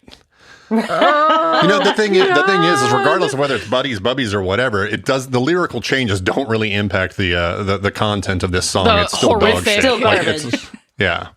All right, You there can you just go. don't change know any why word giant- and probably make it. I just don't know what marketing executive would thought that like Drive Shaft would be able to push nappies. You know, like what? Yeah. What Yes! new mother is like? Oh, that band I like endorses these. More like drive It's- shat. Oh God, Derek, take Bubby us in. Snipers take 15, someone says before the director yells action. The band members then begin singing an adjusted version of "You All Everybody." Oh, God. Instead of "Neither Can They," Did you though. just hit puberty? Yeah. Everybody, Mr. Simpson. Let's do it all together. 1, 2, 3. You all. Oh my God! My ears. Yeah. Yes. If anybody's Well, my throat is also very dry because I drank too much last night. I'm dehydrated. all right. So if any of our listeners still have eardrums, let's Yes. continue on. Instead of saying "You all everybodies" in a diaper commercial, 3 of them dance in unison while Liam fumbles around in the back laughing. During the third chorus of "You all everybodies," they run to the front of the crib and stick their asses through the bars. That's and terrible. Liam falls That's backwards- terrible. What is happening? That's and when I Liam knew I had falls a problem. backward Oh my entirely out of the crib. In my mind, Liam is the only smart one here because why would you not show up to something like that on heroin? Yeah. Yeah. I'm not doing that sober. Why would you want to be no. sober? Yeah. I mean, I'm not doing this sober. Why would I do that sober? Seriously. So Liam falls backward entirely out of the crib, and the director tells Charlie to get rid of his brother, but Charlie refuses, and they're all fired. Wah, wah. So back on the island, Libby and Hurley are doing laundry together in the hatch. She shows him a cute top she found in an Is that what the abandoned kids luggage. are calling it these days? Laundry? Laundry in the yes. hatch. Go do laundry. Oh, God. He was doing laundry in her hatch. Oh. In her hatch. What is this, a tampon thing? Oh, Yes. God. We go from nappies to what do they call them in the What do you call tampons in Ireland? Just tampons. Okay. Same word. Less There fun. you go. Vampire tea bags. That's good. Little verbose, but yeah, that's awesome. Yeah. Yeah. Shit. So she asks him if he thinks she can pull it off, and Hurley just stares at her. Yeah, he looks so uncomfortable in this scene. He doesn't Pull know it what off. to He'd do. fucking rip He's like, it oh off. my God, give me some space. Yes. You're moving too fast. So she tells him that when a girl asks a question like that, she's looking for validation. Hurley gets a confused look on his face and says, "Do I know you from somewhere?" She tries on the top and tells him that she remembers him being the last one on the flight, sweaty with headphones on. He stepped on her foot, which is why he thinks he knows her from somewhere. She gets the top on and asks him how it looks. "It's awesome," he replies while trying not to stare at her braless titties. This This woman whole thing never makes no sense, fucking though. wears a bra. Why does she never have a bra on? You're running around everywhere. You need to, there's going to be sweat and you put on a bra. I mean, It's gotta From be what I- free. Well, I mean, From what I know Hurley's are about bigger bras. and he's not wearing a bra, so. Yeah, he has the True. moves. Yeah. Oh, in Yes, that the case, move. it would be called a Fair bro. point. Yes. At least Yeah, on brah. Seinfeld. Oh, Also, shit. Libby was in the tail section of the plane and Hurley was near the front. So how did Hurley step on her foot? I made a note about Yeah. that. It makes no sense. If she was in the tail, how could he step on her foot Right. when he was boarding? Yeah, that's There's a a good lot of point. inconsistencies with that plane. Like we talked about this in our episode early on. Charlie comes out of the bathroom at the front of the plane. That's why he gets his heroin from there in the pilot, and yet he somehow ended up in the middle section. You know what? I made Right. the same assumption. However, if you watch that episode a little bit closer, he does actually make it to the mid part of the plane to strap into a seat when the crash is happening. But I thought the same thing when we first recorded. Every day's a school day. So Charlie approaches Mr. Echo on the beach as Echo is putting black X's on trees. Charlie asks why he's marking them, and Echo replies, because these are the ones I like. I like. Like, Okay. oh, alrighty. Yeah, I like Okay, these trees. so should I get a piece of charcoal and go out in the woods and walk around? I don't know. I like There's not you, a, I mean, you gotta I like face you. it. There's not a whole lot to do. Like, That's true. It's gotta be other than hunter boring. survivor types of things, like you got to entertain yourself, and These are Make my some friends. tree friends. these are my friends. I made them. Goddamn tree hugging hippie. Yeah. Charlie wants to know if Echo told Locke about the statue he gave him. The old wanker knows something, No. he tells Echo. Wanker. No, that There's was wrong. another He word said- I love. I think he and says doesn't say bald old. He wanker. says the bald Yeah. wanker, not the old Bald wanker. Bald wanker, wanker. yeah. Sorry, that's Yes. my fault in the timeline. Yeah, but wanker's another great word we don't use I in the love United I that like States. that word. Yes. Great. Charlie tells Echo about his walking dreams of Aaron being in mortal peril. Echo suggests that maybe the dreams are meaningful and Charlie should do something to save the baby. So Charlie runs up to Claire's tent, but Kate intercepts him. He pushes past Kate and tells Claire that Aaron is in danger, but he now understands his dreams. Charlie insists that Mr. Echo baptize Aaron, and he's screaming about it as Kate drags him away. Yeah, Kate was very aggressive here. Yeah. Nice. Yeah. I liked it. Mm-hmm. I would have been knocking from the shit several- out of Charlie too. Get the fuck away from Claire and the baby. Yeah, I mean, yeah, you can't. And if you What look are at you the thinking? background of the scene, actually back in the bushes, you can see Mr. Echo sitting there just giggling. You're so full of shit. Taking a break Watch from it again. trees. Watch it again. I swear that happened. Well, there is someone that was watching it, but it was Locke, Mm-hmm. several feet away. Creepy. With So his this creepy whole- Locke stare. This whole thing kind of bothers me a little bit because, okay, they're talking about keeping the baby safe.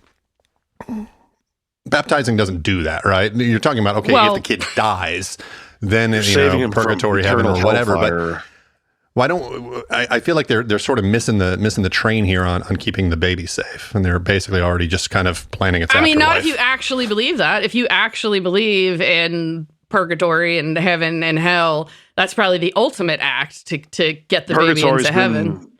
They got rid of purgatory. Right. I know they canceled it, but they got rid of it. If you genuinely believe that. Yes, but they shut it down. It wasn't turning a profit. So exactly. Capitalist Catholic. They're probably the richest organization on the planet. Anyway. Please don't get me started on the fucking Catholic Church. So Ana Lucia is building her shelter and looking good, and Jack brings her a tart from the tart farm. She wants to know what happened with the others in the jungle. He tells her that they put a gun to Kate's head, and so they had to give up. And then she asks him, "You hitting that?" That's so early and 2000 Jack tries to lingo. hide a smile. Yes, hitting that. He's Jack fucking Baser. You didn't say like you tapping that ass. Yeah. Gonna drop a load on that one, Jethro. Oh my god! You guys fucking. You guys fucking. She totally wants it's a valid right? question. You're hot, she's hot, whatever. But like Ana Lucia wants to get down with Jack, right? Like that's obvious, isn't it? And I think she just wants to get on anything with a pulse right now. She's horny. Oh yeah, she definitely wants to give Jack a few clean fingers. Good God. Nice. So Jack tries to hide a smile and says, "I'm not hitting her," while breaking into tears. That's what he's good at. God, I wish I could imagine him doing it. No. She likes the bumpkin. Yeah. Charlie makes his way through the jungle to his hidden statues. He looks around before uncovering them, picks one up, stares at it, and then smashes it open. He picks up 2 baggies full of heroin and stares at them. I kept having a vision in the scene is when he pulled the Virgin Mary statue away, Locke's face was right there. Gotcha, bitch. He's like hiding in his hole. Yeah, exactly. He's just right behind the thing. And laughing about. I want to say something about this scene as like a former rave party drug addict. I understand this sort of. It sounds like a stupid excuse that Charlie just wants it near him, but I can understand that feeling of like, I don't want to do it, but just in case it's there, so it keeps you from feeling desperate, I guess. People who cigarettes do that kind of shit, right? Yep, they leave a packet of cigarettes in the house. When I was quitting smoking, I did that. I found it so much easier to quit if I knew there was tobacco somewhere near, because I always used rolling tobacco as opposed to rolled cigarettes. If I had a bag of tobacco somewhere in the house, it was easier for me to stay away from it. But if I knew I didn't have anything, no, it was impossible. I would, and then it would consume your brain. Yep. Yeah. And I'm glad I'm not the only one who felt that. Does not work with. See, I did that cold turkey. That I quit smoking actually 10 years ago this month. I just quit. Didn't have any. I gave my pack away and said, "Congratulations." I'm done. Congrats. Nice. That does not that work. Doesn't work with what? With junk food. Right. If you have junk food in the house and you're trying to give it up, you'll eat it. Just keep it out of the house. Yeah. That's my policy. Baked goods as well. is yours. Oh yeah, I'll eat a whole fucking cake if it's in the house. I will just eat a cake. Yep.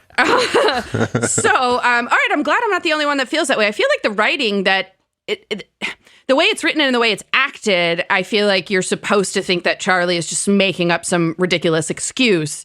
But to me, it felt like a genuine thing. But he's not using it, even though it's been there. So right. He could have at any time. I feel like the writers are a bit more sympathetic to Charlie than the characters in this episode. I feel because it's fun. You get his view. I'm not sympathetic towards him this episode. You're not. Well, I'm the one. I empathize with Charlie, and you guys are hard on him. Well, I liked him at first season. I liked him, but he just turned into a. Oh boy, then you are gonna hate next week's episode. He turns into a right proper little wanker. I mean, I don't really love the Charlie, like any of the Charlie stuff at this point, but I totally get on board with that as long as I have it also being someone who smokes cigarettes and has quit many times and has gone back to it.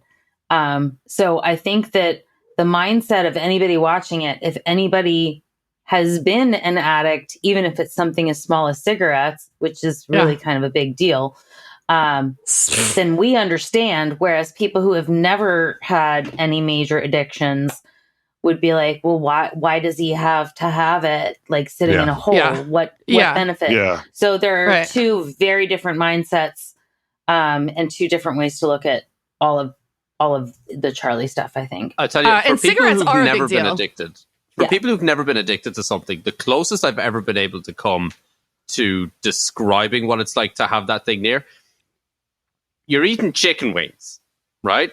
Bear with me now. Come with me on this ride. I'm there. I've literally been on a chicken wing kick myself right now. All right. And you've got the hottest sauce possible on it. You are able to handle that sauce better if you've got milk near you. But if you don't, if you've got nothing, then you can't cope with it as well. Or maybe that's just me. No, I love spicy food. I eat the spiciest shit I can eat. And yes, the milk makes me feel more comfortable if it's nearby, knowing that I can end the pain. Yeah, you see, I can't handle spicy food. I mean, I'm in pain looking at a jalapeno. Lacey and I actually... Mayonnaise is too spicy for me. Stuff. I mean, I love that. Lacey and I actually met each other working at a restaurant that prided itself in our absolute...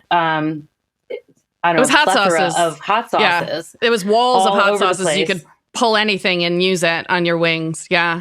I do want to say, before we move on into flashback number 3, which we have to do sometime today, Christy, cigarettes are a big deal. I had a harder time quitting cigarettes than I did the shit I was putting up my nose because it's so accessible. It's always around the chemicals they put in there make it addictive. Yeah, and cigarettes actually, like, I don't know. I've heard that it's harder to quit smoking cigarettes than it is to quit doing heroin. I believe I only said it may not be that big of a deal, meaning anyone who's never had any kind of addiction problems would probably say, oh, you smoke cigarettes, this person does heroin. I feel sorry for the person who does heroin trying to kick it. You know, so I personally think that cigarettes are a very big deal because it's something that plagued me. Yeah, I don't wish quitting. I've seen you quit cigarettes probably 10 fucking times in 20 years. I don't wish that on anyone. That is a hard fucking thing to do. Yeah. It was hard. It was really hard for me when I'd go out and drink and everyone around me, because in Addison, Texas, which is suburban Dallas, you can still smoke in bars. Oh my God. And so I was surrounded by all these people smoking. I'm going, God damn, I really like to have one, but I just didn't. Good for you. Maybe that's why I don't have to anymore, because I sit around so many people smoke. I get the secondhand smoke. There you go. Oh, okay. All right, Derek. Flashback number 3. Flashback number 3. So Charlie sits at the piano. He was gifted as a child writing music. And Liam walks in and tells Charlie that Karen kicked him out because she thinks he's dangerous. He starts to cry and tells Charlie that he dropped Megan. Good. Caught her on the first bounce.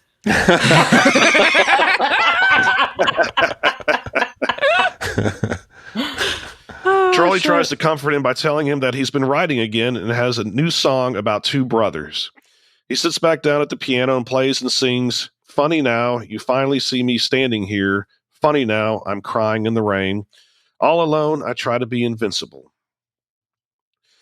Liam joins him on the piano. Everybody.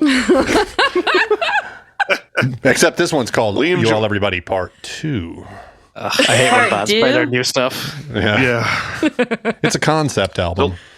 Oh, God. So Liam joins at the piano and they sing together. Together now we can be saved. Liam loves the song and they talk about how it could be the good old days. Charlie looks excited and Liam asks him for some heroin. No. So sad. You got any on you? You got any on you? Oh, this is terrible. Watching the more of this story we get, the more we watch Liam drag Charlie into this fucking hole before he abandons him. It's infuriating. Yeah. Yeah. Yeah. Liam is objectively a piece of shit.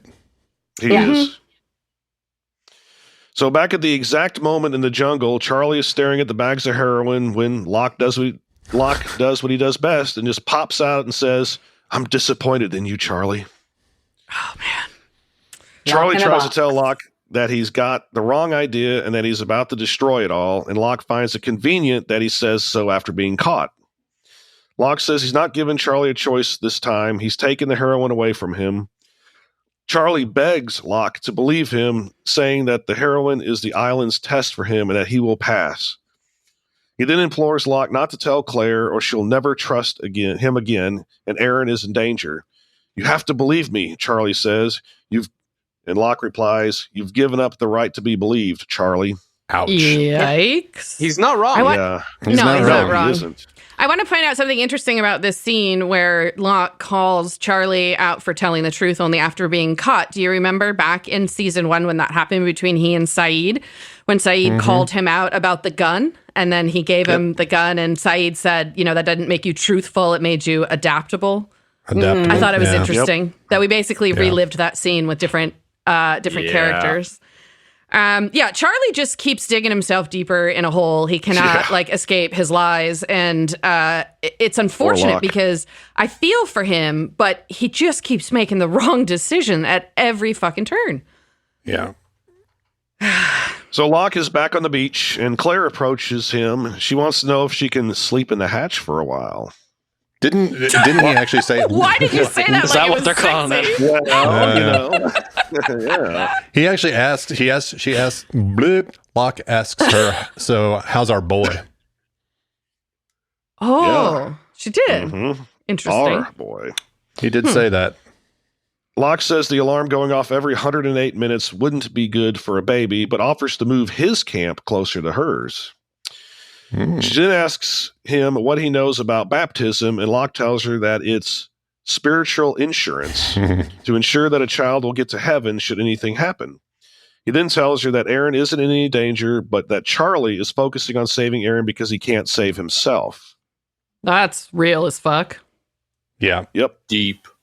Hashtag. Yeah. Very deep. Locke is deep. And then he gives Aaron's foot a little squeeze. I thought that was cute. Oh, I didn't notice that. Oh, he did. Yeah. You're right.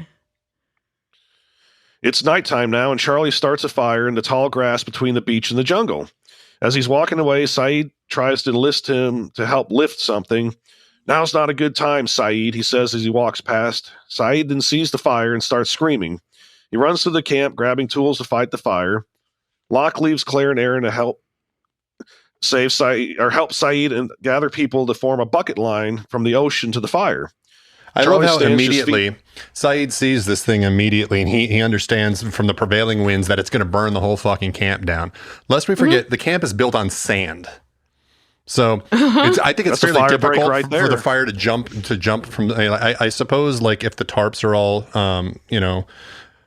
flammable, then maybe. But it just seems really, really quick for him to assume that a little brush fire, maybe 20 meters away left tanning oil everywhere. That's true. That's true. He's become he's useful again because Shannon's gone. Yeah.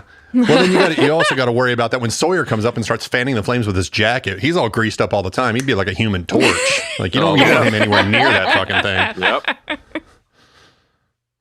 And Sawyer needs to understand there's a difference between smothering a flame and fanning it, because he just goes up there. He's like, "Hey, we got to put this out." It's like, actually, yesterday maybe put the jacket on and jump on it if that's how you want to do it. Maybe that's just Sawyer being sorry. Sawyer is like, oh, "Fuck these guys! I'm gonna make the fire spray." Yeah, how you like that, Flamey?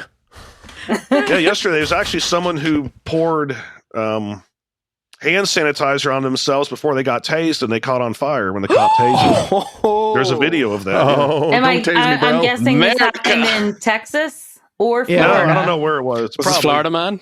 Yeah, Florida man. Seriously. you hit the nail on the head with America, though. Yeah. That is the hellscape we live in. It's like that's a really white trash version of the Buddhist monks in Vietnam. God. Self-immolation, yeah. I don't know how someone could do that. Is desperate to take us to the darkest fucking possible place today. Jesus Christ.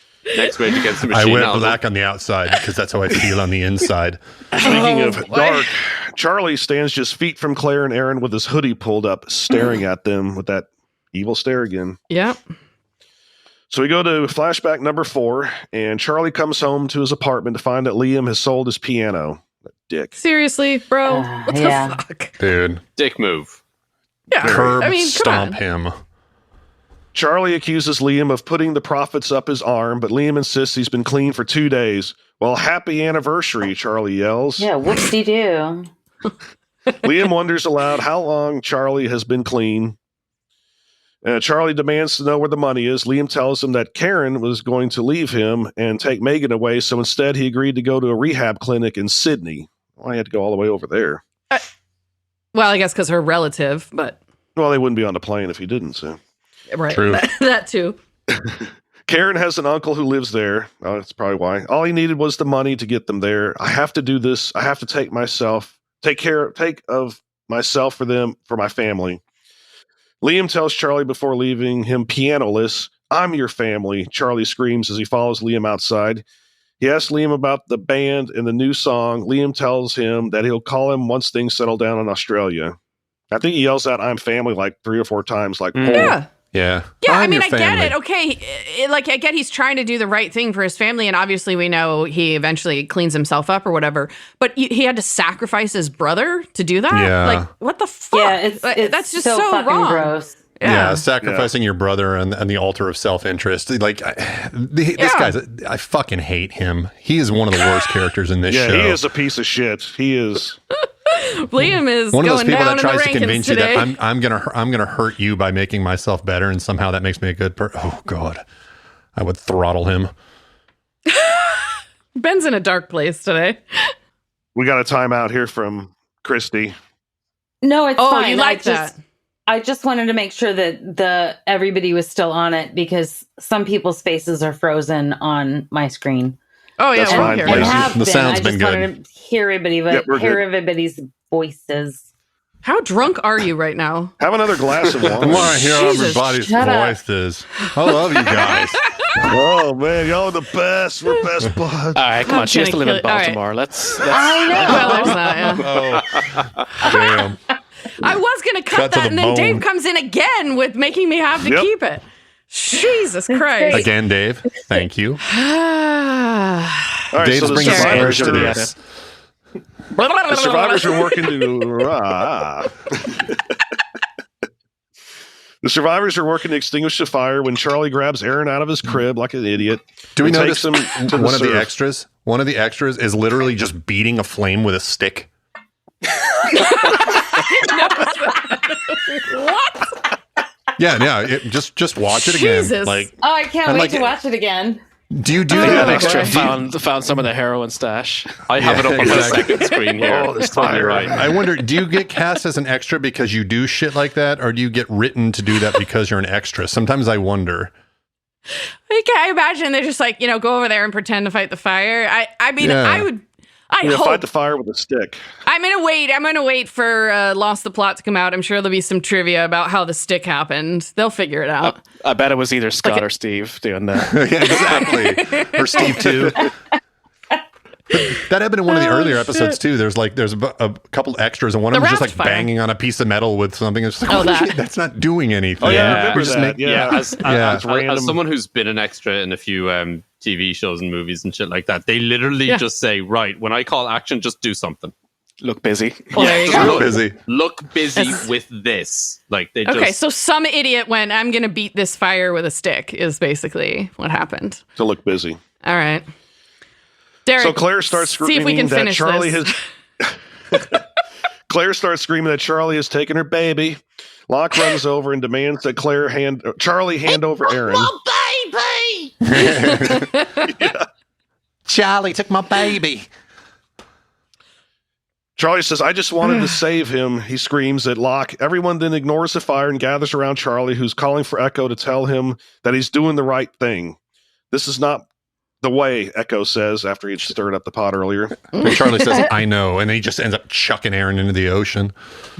Kobe. Fuck all of you. Fuck you. I know Locke the way. again, He punts him. How's this way, asshole? Locke again tries to get Charlie to hand over Aaron. Charlie yells at him that Aaron is not his responsibility. "You're not his father. You're not his family," Charlie screams. And I agree with Locke. Neither are you, Charlie. Yeah. Yep. Ooh, a savage riposte there, man. That was just... Yeah, that's he punches him before he punches him. Yeah. Oh, yeah. Yeah. And moment of appreciation for the fucking Foley artist on those punches. Those are some meaty Oh my slaps. God. Oh, yeah. Whack, I always say Yeah. it sounds like a New York strip hitting a cement floor. It's just... Charlie gives Aaron to Locke, who passes him to Claire. Locke then punches Charlie 3 times in the face and knocks him into the water. Everyone walks away, giving Charlie dirty looks while he rolls around in the surf. This is I bad. just feel like if somebody punched you and it actually made that sound, I feel like it would actually like liquefy your skull if it was making that sort of sound. You would think, yeah. That's a Walking Dead punch. Decorated. That's a Walking Dead punch. Have you guys ever noticed how like all you have to do is like softly punch a zombie in the head and it explodes on the Walking Dead? Yeah. Why are their heads so soft? They get more Sounds like explosive every season too. I mean, yeah, they're decaying. They're, Gases are building up inside There's still a skull. Yeah, why do they start exploding? That's what I'm saying. because they have orifices. That's true. It comes out of their orifices. They're Oh, orified. let's I don't know stop if that was saying that. orifices. Fucking Oh, gross that word is cool. Orify. Yeah. No. Oh, fuck. So it's the morning of day 56, and Charlie sits by the water with his beat up face. Jack walks over and tells him that he needs stitches. Charlie confesses to starting the fire, but Jack says he already knew, because Jack knows everything. Mm-hmm. Jack also said that he needs to know that Charlie will never do anything like this again. Charlie says he knows no one believes him, but he didn't use, despite wanting to do so. That's not what I asked, Charlie, says Jack. And Charlie replies, it's not going to happen again, as Jack digs a needle into his face to give him stitches. I was in stitches at this point. This is a fun episode. I'm not hearing Ado. You're talking no sound. Yeah, Ado? That's because I was muted like a dumb fuck. So you did what I did earlier. Yep. I'm not going to cut anything out of this episode. What were you saying, Ado? I was saying that... you know what? It's not even half as funny as the fact that I was fucking muted. Never mind. Just know when to playing jazz hold now. them. Just know playing when jazz. to fold them. Yep. Sometimes that's all you got to say. It's a space So between Echo the was notes. walking through the burned out area left by the fire. I wonder if it burned any of the trees that he liked. Oh no, my Oh. trees. Do ya? No, but it turned the whole area into glass. They didn't nuke it. It was just a fire. No, but on Saeed fire on sand, knew it yeah. was going to burn the whole fucking thing down. So Oh, that's right. Burn that sand. Yeah. yeah.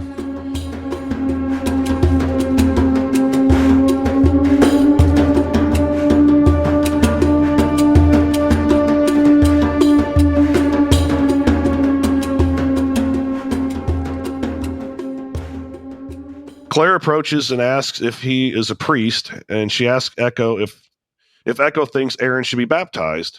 Echo tells her that when John the Baptist baptized Jesus, the skies opened up and a dove flew down from the sky. John interpreted question. the dove. Yes. Mhm. Is a dove flying down from the sky miraculous? I feel like if a dove fly somehow in the sky all the emerged from time. the earth and then Yeah, took off, I'd be like, where holy else is it shit. going to fly from? It's a Where else fucking gonna bird. fly in the That's what I'm saying. Yes. If the earth offers it up and then it takes off and flaps all the dirt off its wings, I'd be like, holy shit, this is weird. John the Baptist thought that birds could only go as high as trees. Exactly. And he said, whoa, what the fuck? It's a sign. John the Baptist is like a dog. He doesn't look up. Oh my God. He just When- thought that other birds couldn't fly any more than chickens could, I guess. I don't know. Honestly, when Chickens you're have looking for limited- miracles, you're going to find them. You're going to find Yeah. him. Yeah. Right? Like in toast. Exactly. The Jesus in a grilled cheese sandwich. Or in your latte. Yeah. John interpreted the dove to mean that he had cleansed the man of all of his sins. Claire Well, that's a worries as mistake. Aaron. Yeah, seriously. Such a nonsense. Jesus. Where does this shit come from? In pretty much all Holy shit, I Christian just saw a faiths. dove. I'm cleansed of my sins. Damn. Yeah. No, but in all Christian faiths, Jesus was born without sin. So what fucking sin is Exactly. he supposed to be cleansed of? cleanse me of my sins, you're going to need like all the doves in the world. But, this isn't New Testament in my 40s. This is lost in my 40s. Yeah. Claire worries that if Aaron is baptized, they won't be together since she is not. Echo offers to baptize them both. So the episode ends in another music montage. Locke puts the statues in the gun vault and changes the lock combination again. And then he's like, Mr. Eck. Yep. What? You know, I realize you can't hear me doing. I know. Right. Gene Gamer does like an in-person bit when he's, turning the key where he's like, "Hey, look, I'm John Locke." Everyone's like, "Big change in the lock." Everyone's like, "I wish you were still in a wheelchair." Seriously, on your roll around, walkabout, whatever. Oh God. So Mr. Echo baptizes Claire and Aaron. It's nighttime now, and Charlie sits alone by the fire on the beach. He pulls his hoodie up over his head and stares dead-faced at the fire. And that's the end of the episode. An hour and 45 minutes later. Right. That's the last guarantee. It took longer to read the episode than it did the episode. Well, we had some breaks for maturation and drinking coffee. But there are such, 6 of us on this call. When Dave and I tried to record an episode with just 2 of us, it's 3 hours. 3 hours. Typical Irishman, we use twice as many words to say half as fucking little. You're like ants. Is that true? Break the laws of linguistics. You're like Ents? No, I always thought that the Hobbits were supposed to be the Irish. Because Tolkien wrote it. He wrote it as like an alternate British history, and I just always thought that like the Shire was like Ireland, some over on the side there, and I always pictured the Scots were the dwarves. The dwarves. Oh, that kind of makes a lot of sense.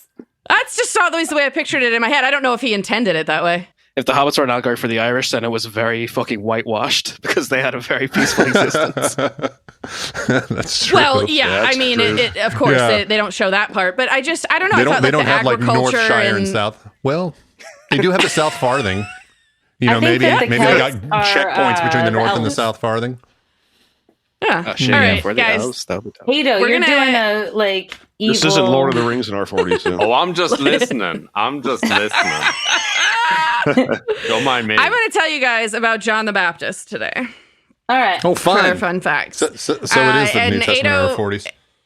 Ado already brought up one point that I was going to make, which is the lore doesn't make any sense because Jesus was supposed to be born without sin, but somehow John the Baptist baptized him to get rid of his sin. I mean, I'm not surprised that it doesn't make sense because it's all made up. When he was a kid, maybe he drew on the wall, and that was his one sin. Just get rid of that. Or he sleepwanked. Yeah. Oh my God. Boy, oh boy, do I regret telling that story. My penis makes me a bad boy. So really quick fun fact, when I told that story, my girlfriend, who has been next to me this entire time, just slowly looked over like, what the fuck? She's like, that was for us. That was a moment for us. Yeah. Can't believe you shared that she assumed that. So now three other people in the world are going to know it now. In addition to us. Oh my God, you guys! Platform I could find. Well, but she's French, right? So that's fine. Oh, indeed. Oh, his girlfriend's French. Yeah, I like the French. They like dirty stuff and cheese. Yeah, they do it. They just do it in the street there. Cheese and wine. Yeah, I should have been French. Can I tell you guys about John the Baptist, or you just want to please, John the Baptist? Yes. You can try. So Saint John the Baptist is a Jewish and Muslim prophet. The Christians made him into a saint, and he was a rabbi that went around preaching God's final judgment was coming soon, and he decided that the way to make it into heaven, I guess it hard to know if he thought there was a heaven. Jews don't, but again, this was sort of like a transition into Christianity here. So he thought if you were baptized, you would cleanse of your sins. So the Christians sort of tweaked the prophet story to claim that during John the Baptist's life that he was foretelling the coming of Jesus. So it's two kind of side-by-side stories because we know that Christians stole stuff from the Jews. Anyway, so John the Baptist spent some time wandering alone in the desert for several years. Then he shows up in a region of Jordan, the Jordan River Valley, as a prophet. He had his own disciples, and Jesus was actually blue eyes. Jesus was actually among one of his disciples, and that was where he was baptized, or as the story goes. And so that's when I was going to bring up that makes no fucking sense, but we already discussed that. So the primary sources for information about John's life, we actually do have some documentation that he was a real person, not, unlike Jesus. So the 4 Gospels write about him, but they all write different things about him because none of the Gospels match each other, of course. Anyone who actually has read the Bible knows that.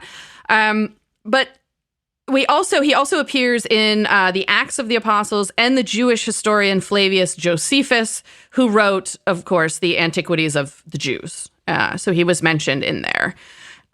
So he was born somewhere in Judea to a priest and his wife, who is thought to have been perhaps a relative of Mary. His formative years, again, were spent in the desert before he started preaching. And then he was most active in the region in years like 27 to 29. And his mission was to address like all ranks and stations of Jewish society. So he had his little following, but he tried to preach to every, caste, I guess, is kind of the system they were in at that point. And his message was that God's judgment on the world was imminent, as it always is 2,000 years ago, and that to prepare for this judgment, people had to repent their sins, and he came up with the idea of baptism. So I remember the summer of 29. Do you? So was it a wild one? Yeah. So he was known, John the Baptist was known to have like this really weird, strict diet of avocado locusts toast. And locusts and honey from a bee's arse. Yeah, but it was locusts and honey. No word on if it was directly from a bee's ass. And his followers were known to fast far beyond what the typical like Jewish law required at the time. So they were just in the desert starving themselves. I'm sure there were no problems there. That's how they kept their abs looking so fucking good. Yeah, it's just, intermittent fasting's all the rage now. That's not all that impressive. Yeah, exactly. That's just They true. were just doing a juice cleanse. A juice cleanse. Oh, no. See, thank you. I'm Bravo. I'm glad somebody's actually listening to me. Yes. All right, so let's talk about his death really quickly. He was imprisoned by Herod, the ruler of Galilee, and Herod had illegally married Herodias. Why they have the same names is weird, but who was the That's divorced... why it was illegal. It's probably a boon thing. It was illegal because it was illegal because she was the divorced wife of his half brother, and so he divorced his wife to marry his half brother's ex-wife, and I guess that's against Jewish law. Well, John started preaching against that and telling people that this was illegal, and so he cut his head off. And there's, super famous. I'm sure everybody's seen. There's lots of like Renaissance paintings of, his head on a platter. It's a very common depiction of the saint. And right after that, Herod lost like a huge battle. And so it was thought that that was divine vengeance for killing John. His hands supposedly still exist. One of them, the right hand, which is missing its index finger, but it is thought to be the hand that actually baptized Jesus, is claimed to be in a Serbian Orthodox monastery in Montenegro. And people go there and they kiss the dead hand of John the Baptist. It's really gross, but... Does anyone wank with it? Do a new meaning to the term hand job. Yeah, seriously. Got a handshot from John the Baptist. Yeah. So his left hand supposedly is like in an John Armenian. the Baptist. At the moment of climax, you see a fucking dove flying out of the sky. Is no one asking where's the finger went? No, that's it. No, but we don't care where the left hand is. That was enough of that. John the Baptist. I'm going to have nightmares about that. I thought your facts were going to be about the development and popularization of disposable nappies. Oh, my God. Yeah. It was not. Would you rather have talked about diapers? Apparently, you would. Yeah, he likes diapers. You know what? I used to have to go to church with my grandparents, and I fucking hated it. I was always bored to tears, and when you talked about John the Baptist, it kind of triggered me. It's the same kind of thing. I was like, oh my God, I was so fucking bored. On the contrary, I thought that was interesting as fuck. Thank you. No, they were just, I think, Methodists or whatever the fuck. Dave liked it, so there. You throwing a trigger warning at the beginning? I did have to go to church with my grandparents who were Catholic. Catholic, yeah. Well, you were safe at least from the priests. Damn. Christy, what's your best and worst moment of this episode? So my best moments, number one, Hurley and Libby doing laundry in the hatch. They're just really sweet together. Number two, even though I'm an agnostic, I really enjoyed all of I enjoyed the baptism scene with Echo and his conversation with Claire. It was just a very sweet scene. As far as my worst moments go, he's tender with her. He's tender with her. Same way he is with Ana Lucia, really. He's just kind of tender with everyone who deserves it, I think. Well, you know, Echo's just a really incredible character, and I can forgive him the throat slashing business. Yeah. I didn't know. Yeah. Well, those are bad people. I didn't know those people. Out of sight, out of mind. And they were bad people. So yeah. No, but that was amazing. I thought she was going to say she forgives him for being a murderer. She's like, no, for being a Catholic. Honestly, murder is easier to forgive sometimes. I think Catholics have murdered a hell of a lot more people than. Oh my God, Christy, what's your worst moment? Almost the whole episode. I just really did not like this episode. Oh wow, sorry. Worse than Ana Lucia? No, she hates her. Nothing is as bad as Ana Lucia. All right, Dave, you gave us yours earlier. Ado, did you have a best and worst moment for this episode? I think worst moment. I mean, I kind of have a funny answer. Like the nappy commercial, easily the worst moment in it. Yeah, it's tough. Although that's the funny answer. The serious answer to that worst moment is when Charlie takes the baby near the end of the episode. Like, holy fuck. Yeah. Like, what are you doing? It's tense. Yeah. Charlie, can you not read the room, buddy? Yeah, he should have told people that he was high. At least it would somewhat explain his I had also, my best was Hurley and Libby doing laundry. It's just such a sweet scene. And I love that Hurley's got a love interest. It's great. And my worst moment, now I feel bad. It probably should have been the baby stealing, but it was when Liam sold the piano. It was just like, fuck, dude, what are you doing? Bad.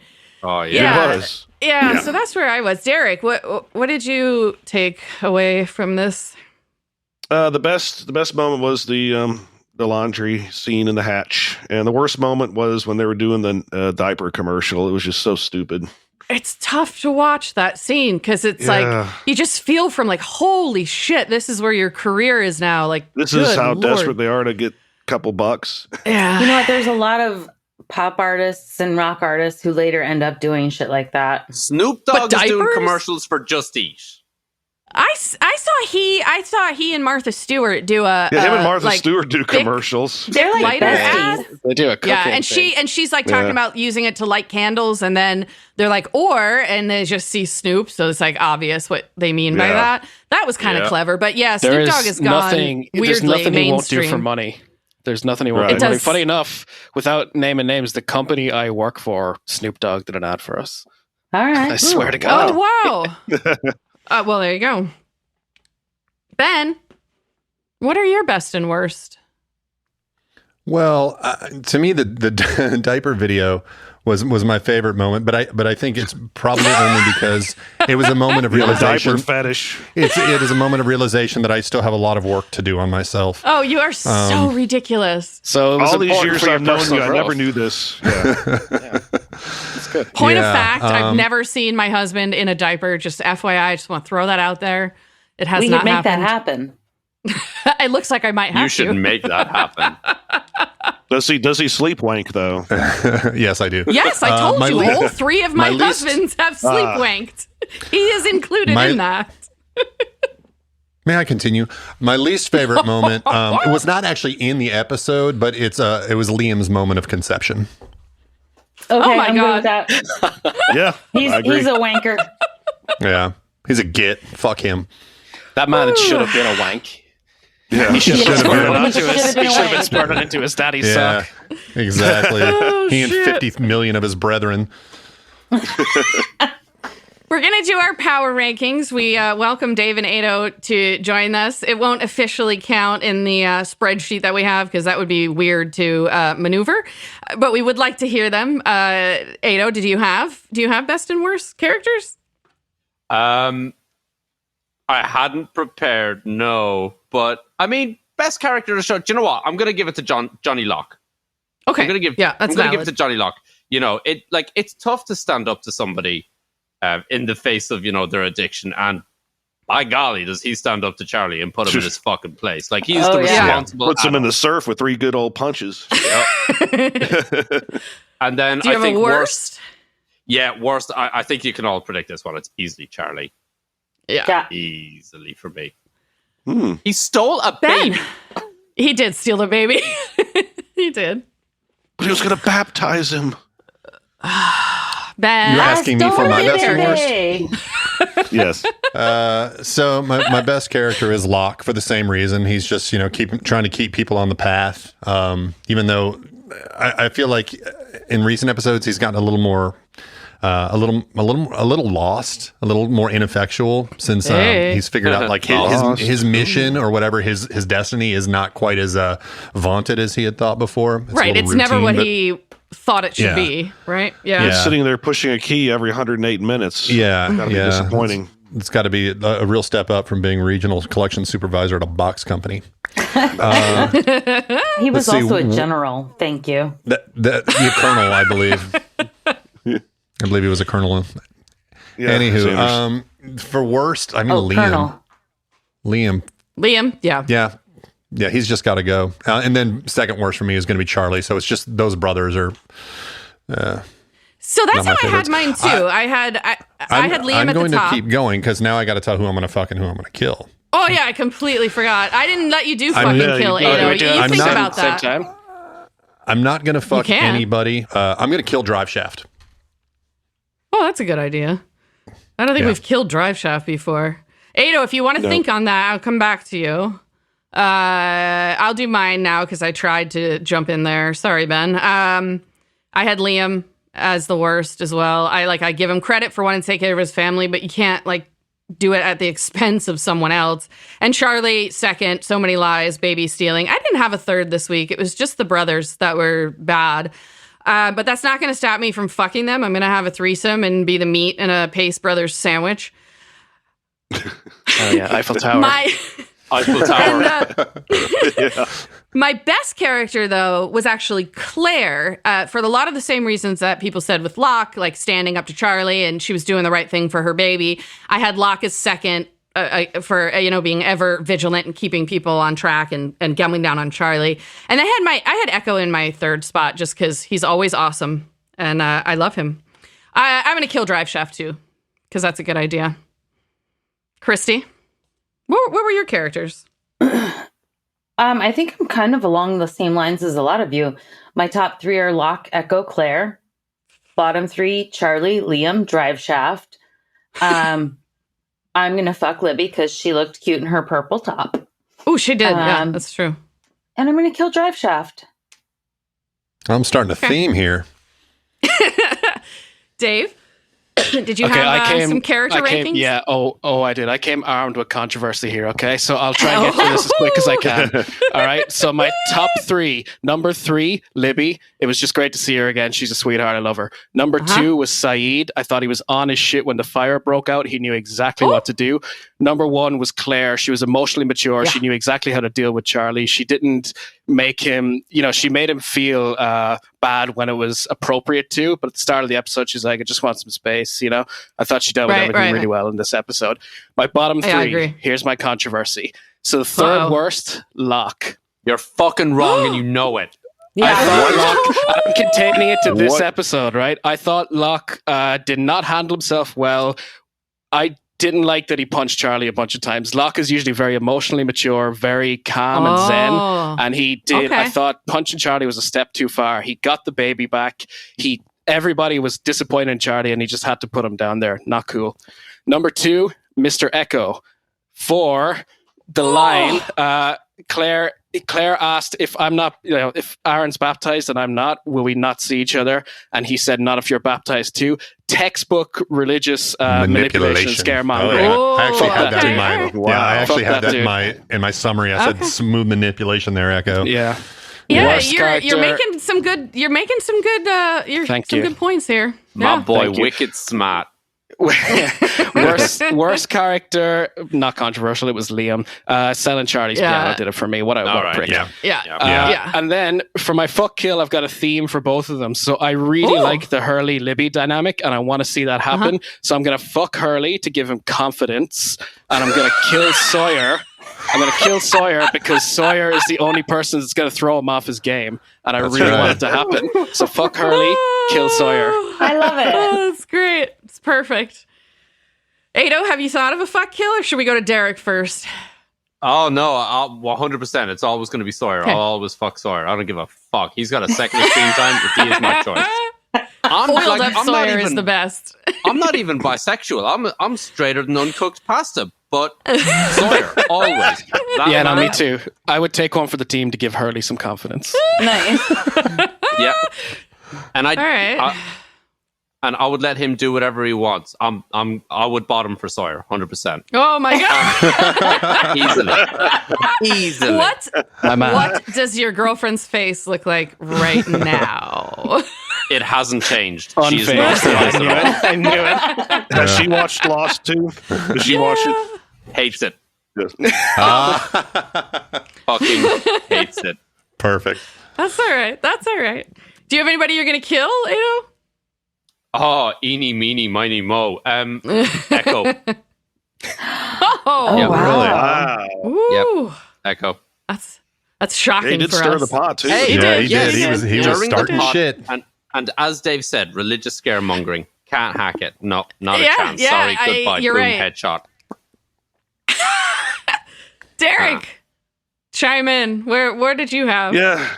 Well, my best was Locke, just for keeping this cool for most of the episode until, he knocked Charlie into the ocean. Well deserved. Then Hurley, It was, yeah. Hurley's second because he's, just funny. And then I actually had Sawyer's third because he's trying to, give, egg Hurley on to, drop a load. Get the baby batter off the brain. Yep. And the worst, of course, is Liam because he's just a piece of shit. And Charlie's second worst. I didn't have a third worst. But I'm going to fuck Libby, especially in the laundry. In the laundry, like on a pile. Doing laundry in the hatch. Got it. All right. And then I'm going to kill Drive Shaft because they just got to go. Clean sweep for Drive Shaft for the local yokels. Oh, right. Benjamin. Final power rankings. Please. Final power rankings. A little bit of movement, but not on top. We still have Mr. Echo in the lead, though he didn't really gain a whole lot of ground or extend his lead much this week. Locke pulled into a firm second position. And we had Kate still in third place. But it's really sort of a one-horse race with Mr. Echo up front right now. We did have some movement on the bottom side of things. Dropping into last place is Charlie. Whoa! Yeah. He lost. He plunged beneath Mr. Cooper or Randy Douchebag Nations, and so he's bottom of the barrel now with Randy Douchebag relinquishing that first spot for the second, and then we still have Mr. Cooper, the organ stealer, in second and third to last. Wow, damn, Charlie, he fucked up. Charlie. Yeah, I'm afraid it's going to get worse for him next week, too. Other than Shannon, every time somebody has an episode, they normally go way up in the rankings. So we're like, hey, we really like their backstory or whatever. Every time Charlie has one lately, we're just like, he goes down because you're just like, really? Yeah. You're sort of a spare, man. Yep. All right, let's do some final impressions. Christy, what did you feel about this episode other than you hated it? A lot of the episode just made me feel uncomfortable. Do you think that's the point, though? Probably. Yeah. I didn't like it because it made me feel uncomfortable. I'm thinking more, now that I've heard everybody else's opinions about it, I'm thinking more about how I liked the little religious scenes with Echo in it. I can understand how it would be seen as religious manipulation. And I guess that even after 46 years and being an agnostic, I still have this Catholic thing behind me that, part of me is still comforted. Yeah. You get the emotion of it. Yeah. Yeah. Right? I didn't necessarily see it as he was being religiously manipulative. I saw it as he was trying to comfort Claire, but I can see the flip side of it. Absolutely. Yeah. So, I don't know. It's kind of given me a little bit to think about. So thank you. Hey, Ben, what did you think of this episode? You're a Charlie hater. Yeah, I mean, I sympathize with Charlie. His actions make me think he's just sort of a bit of a weakling. I hate to put it that way, but I like the episode for several reasons. One, they started off with sort of the throwing that sort of dichotomy between I'm going to be the artist or I'm going to be the blue collar worker. My mother wants me to be this way. My dad wants me to be this way. So he already has this sort of tension in family kind of ripping him apart. Then he gets into the band with Liam or whatever. Then family proves to not be, ultimately what's most important. So I feel like between the drugs, the religion, the family, he's somebody who has no center. He doesn't even know who he is. Because he's always been pulled away from, to all of these things that, at least in my mind, are mostly nonsense. And he's now at a place where most of those things don't really matter anymore, and he's searching for himself. So I think I like the episode because we're finding, we're seeing him flailing right now. Like he has no center, and he just. So I liked it for that reason. Otherwise, I found it as far as kind of furthering the plot or whatever, I felt like we were just in sort of a holding position. That's really about it. Should have been a butcher. Should have beat that meat. Dave, did you have something prepared? You sound super prepared. He does. Not so much on final impressions. I did. My honorable mentions. I forgot for my top and bottom three characters. Honorable mention for top character was Aaron because he's a good little baby. Bottom character, honorable mention was the Virgin Mary because she was hiding heroin, and that's not what she's cool. supposed to do. It's not good. My final impressions. She was keystering it.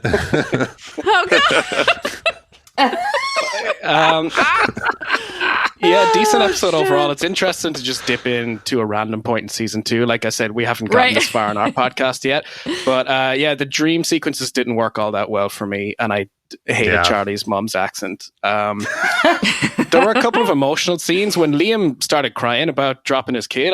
That actually touched me a little bit. I thought that was good acting, and I hate the actor who plays him. So I thought he did well there. You hate the actor too. Well, just the performance. I think I'm like you, Ben. The whole Charlie thing doesn't really work for me. It's all very cliched and stereotypical rock star. It's just very tired to me. And it's great to see Hurley and Libby make progress in their relationship as well. That's great. Yep, absolutely. Dave or Ado, thank you, Dave. Did you have a final impression for us? Decent episode, 7 out of 10. Would recommend. Okay. Boom. I mean, I like it. What can I say that hasn't already been said? I don't have any opinions that really divert from anyone else's, but Schmegma, that was your answer. Schmegma was my answer. That had not come up in conversation yet, so. Did anybody else not know the word smegma until they played Cards Against Humanity, or just? Oh me? no, I knew it. I know that because I worked in the veterinary industry for 10 years. So all male dogs come in with schmegma on their wankers. Yeah. I learned what it meant. I learned what it meant when I had to look up on Google. What was it? I got a new cheese, and I couldn't remember what the taste of it reminded me of. So you looked up smegma? What? Wait. What? No. We got several things to dive into right here. Let's unpack this a little bit. Yes. This is its own. We're going to do a bonus episode on the first time Ado tasted schmegma. No, y'all aren't. No, you're not. Y'all aren't hearing me here, right? I'm not saying I have tasted actual smegma, but the taste of the cheese, it made me. Was it like a Stilton or something? Oh, it was a blue cheese. Can you imagine cheese. what kind of cheese? It's like, what kind of cheese do you bite into and go like, this tastes like the goop on the end of a dick? I think I could jump to... Any Irish people listening, it's Cashel Blue, okay? It was Cashel Blue. Cashel Blue. I think I'd jump to Ado's defense here and say that isn't taste like 70% smell? Yes. Okay. I was like, this is what I imagine that would taste like. Like when you say it tastes like shit, I mean, except for Ben, you may not have ever ate shit, so. Thank you. This is what I meant. No, smegma tasted totally different. Oh my God. All right, I'm going to give my final impression. No, I'm not. I do recall from an earlier episode of Lost the Plot that apparently y'all are not as circumcised as Americans are. So maybe smegma is... Yeah. Maybe the smegma is more prevalent. Smegma is a daily reality in Ireland. Yep. All right. Wow. I was just going to take a deep breath. And that would be our episode title if this was one of our podcasts. I'm just thinking about Ireland. It's different than I had imagined. So all of a sudden, Dublin doesn't seem so enticing now that you know it's smegmatic. Smegmatic. There's a smeg alert. We're famous for beer, potatoes, and dick cheese. Oh my God. Wow, I never thought we would get to discussing dick cheese. Really? Yeah. I figured it would happen eventually. If you never go there, you never get there. Yeah, that's true. Yep. Wisdom. All right, my fucking final impressions of this episode. I empathize with Charlie. I sympathize with Charlie. I understand what it's like to be in a relationship with a person that drags you into a dark fucking place. With him, it's his brother. With me, it was one of the husbands. But once you get into that place... Thanks for not telling. Once you get into that place, it can be so hard to drag yourself out of it. And I understand what that's like. And so I tend to always be on Charlie's side, even when he acts a fool. Steals babies. It steals babies. As far as furthering the plot, I mean, it kind of does in a way. We'll see that in the next few episodes, you know, sort of this road that Charlie starts to go down. But I overall, I appreciate the episode, but yeah, it does feel like sort of one of those holding place kind of episodes where not a ton happens. But yeah, overall, I'll go with the 7 out of 10 too. Paolo. I can't wait till we get there. You love that episode. Yeah, exactly. That's season 3. Yeah. Derek, tell us about your final impressions and what are your questions this week? Pretty much along the same lines. It was kind of a holding pattern episode. That Liam is a total douche that really, screws up Charlie's life. Mm-hmm. And, Charlie has those dreams and he becomes obsessed with making sure that Aaron gets baptized, which, upsets all the other survivors, especially Locke. But my biggest question is, why does Aaron have to be baptized? What's he in danger from? Antichrist. The Aaron story is one of those ones that goes a little haywire as far as like continuity. So We'll visit Aaron again later, Derek, and find out or not why he needed to be baptized. Oh, I am exhausted. I need a nap. This was great. Oh, as an aside, I wanted to... another? Yeah, I'm sorry. Another aside. I meant to do this all the way at the very beginning. I wanted to apologize to Dave's ma in advance for all of the cursing that we were going to do. So, you think she's going to listen to this? Yeah, I love how you guys say me ma. It's great. It's really great. That's how you refer to your mom. They say Mima in the South, but they call her my Mima. Hey, Mima. Yeah, but that's one word. The me is possessive. Yeah. It's funny. Right, Mima is grandma. Yeah, in the South. Mima will be really happy for the shout out. So shout out. Yeah, she made it all the way to the U.S. Oh boy. Oh, I owe your mother such an apology, Dave. If you ever listen to this. All right, she'll probably text me after she listens to this and goes, I really enjoyed it, but what's smegma? Oh my God. I thought that was the stuff that came out of volcanoes. Liquid smegma. No, she already asked me that question before. Oh, no. Oh, no. All right, guys. Before we say goodbye, I want to say thank you to Dave and Ado. This has been great. It's really fun. I just want to say thanks. I hope you had a good time and you don't totally regret jumping into our deep, dark circle of nasty talk. Thank you so much for having us. And sorry to both you and your listeners for the episode length. That is entirely our fault. No, never apologize for the length. Never apologize for the length. No. Yeah. I never do. Just the all right. Ado, did you want to tell us? The wave, it's the motion of the ocean. Ado, did you have any other personal things you wanted to tell us before we go? Did I? Any things that happen in your sleep, got pretty maybe? personal with smegma. So. Okay, guys. Next week, we are going to be doing episode 13. It is called The Long Con.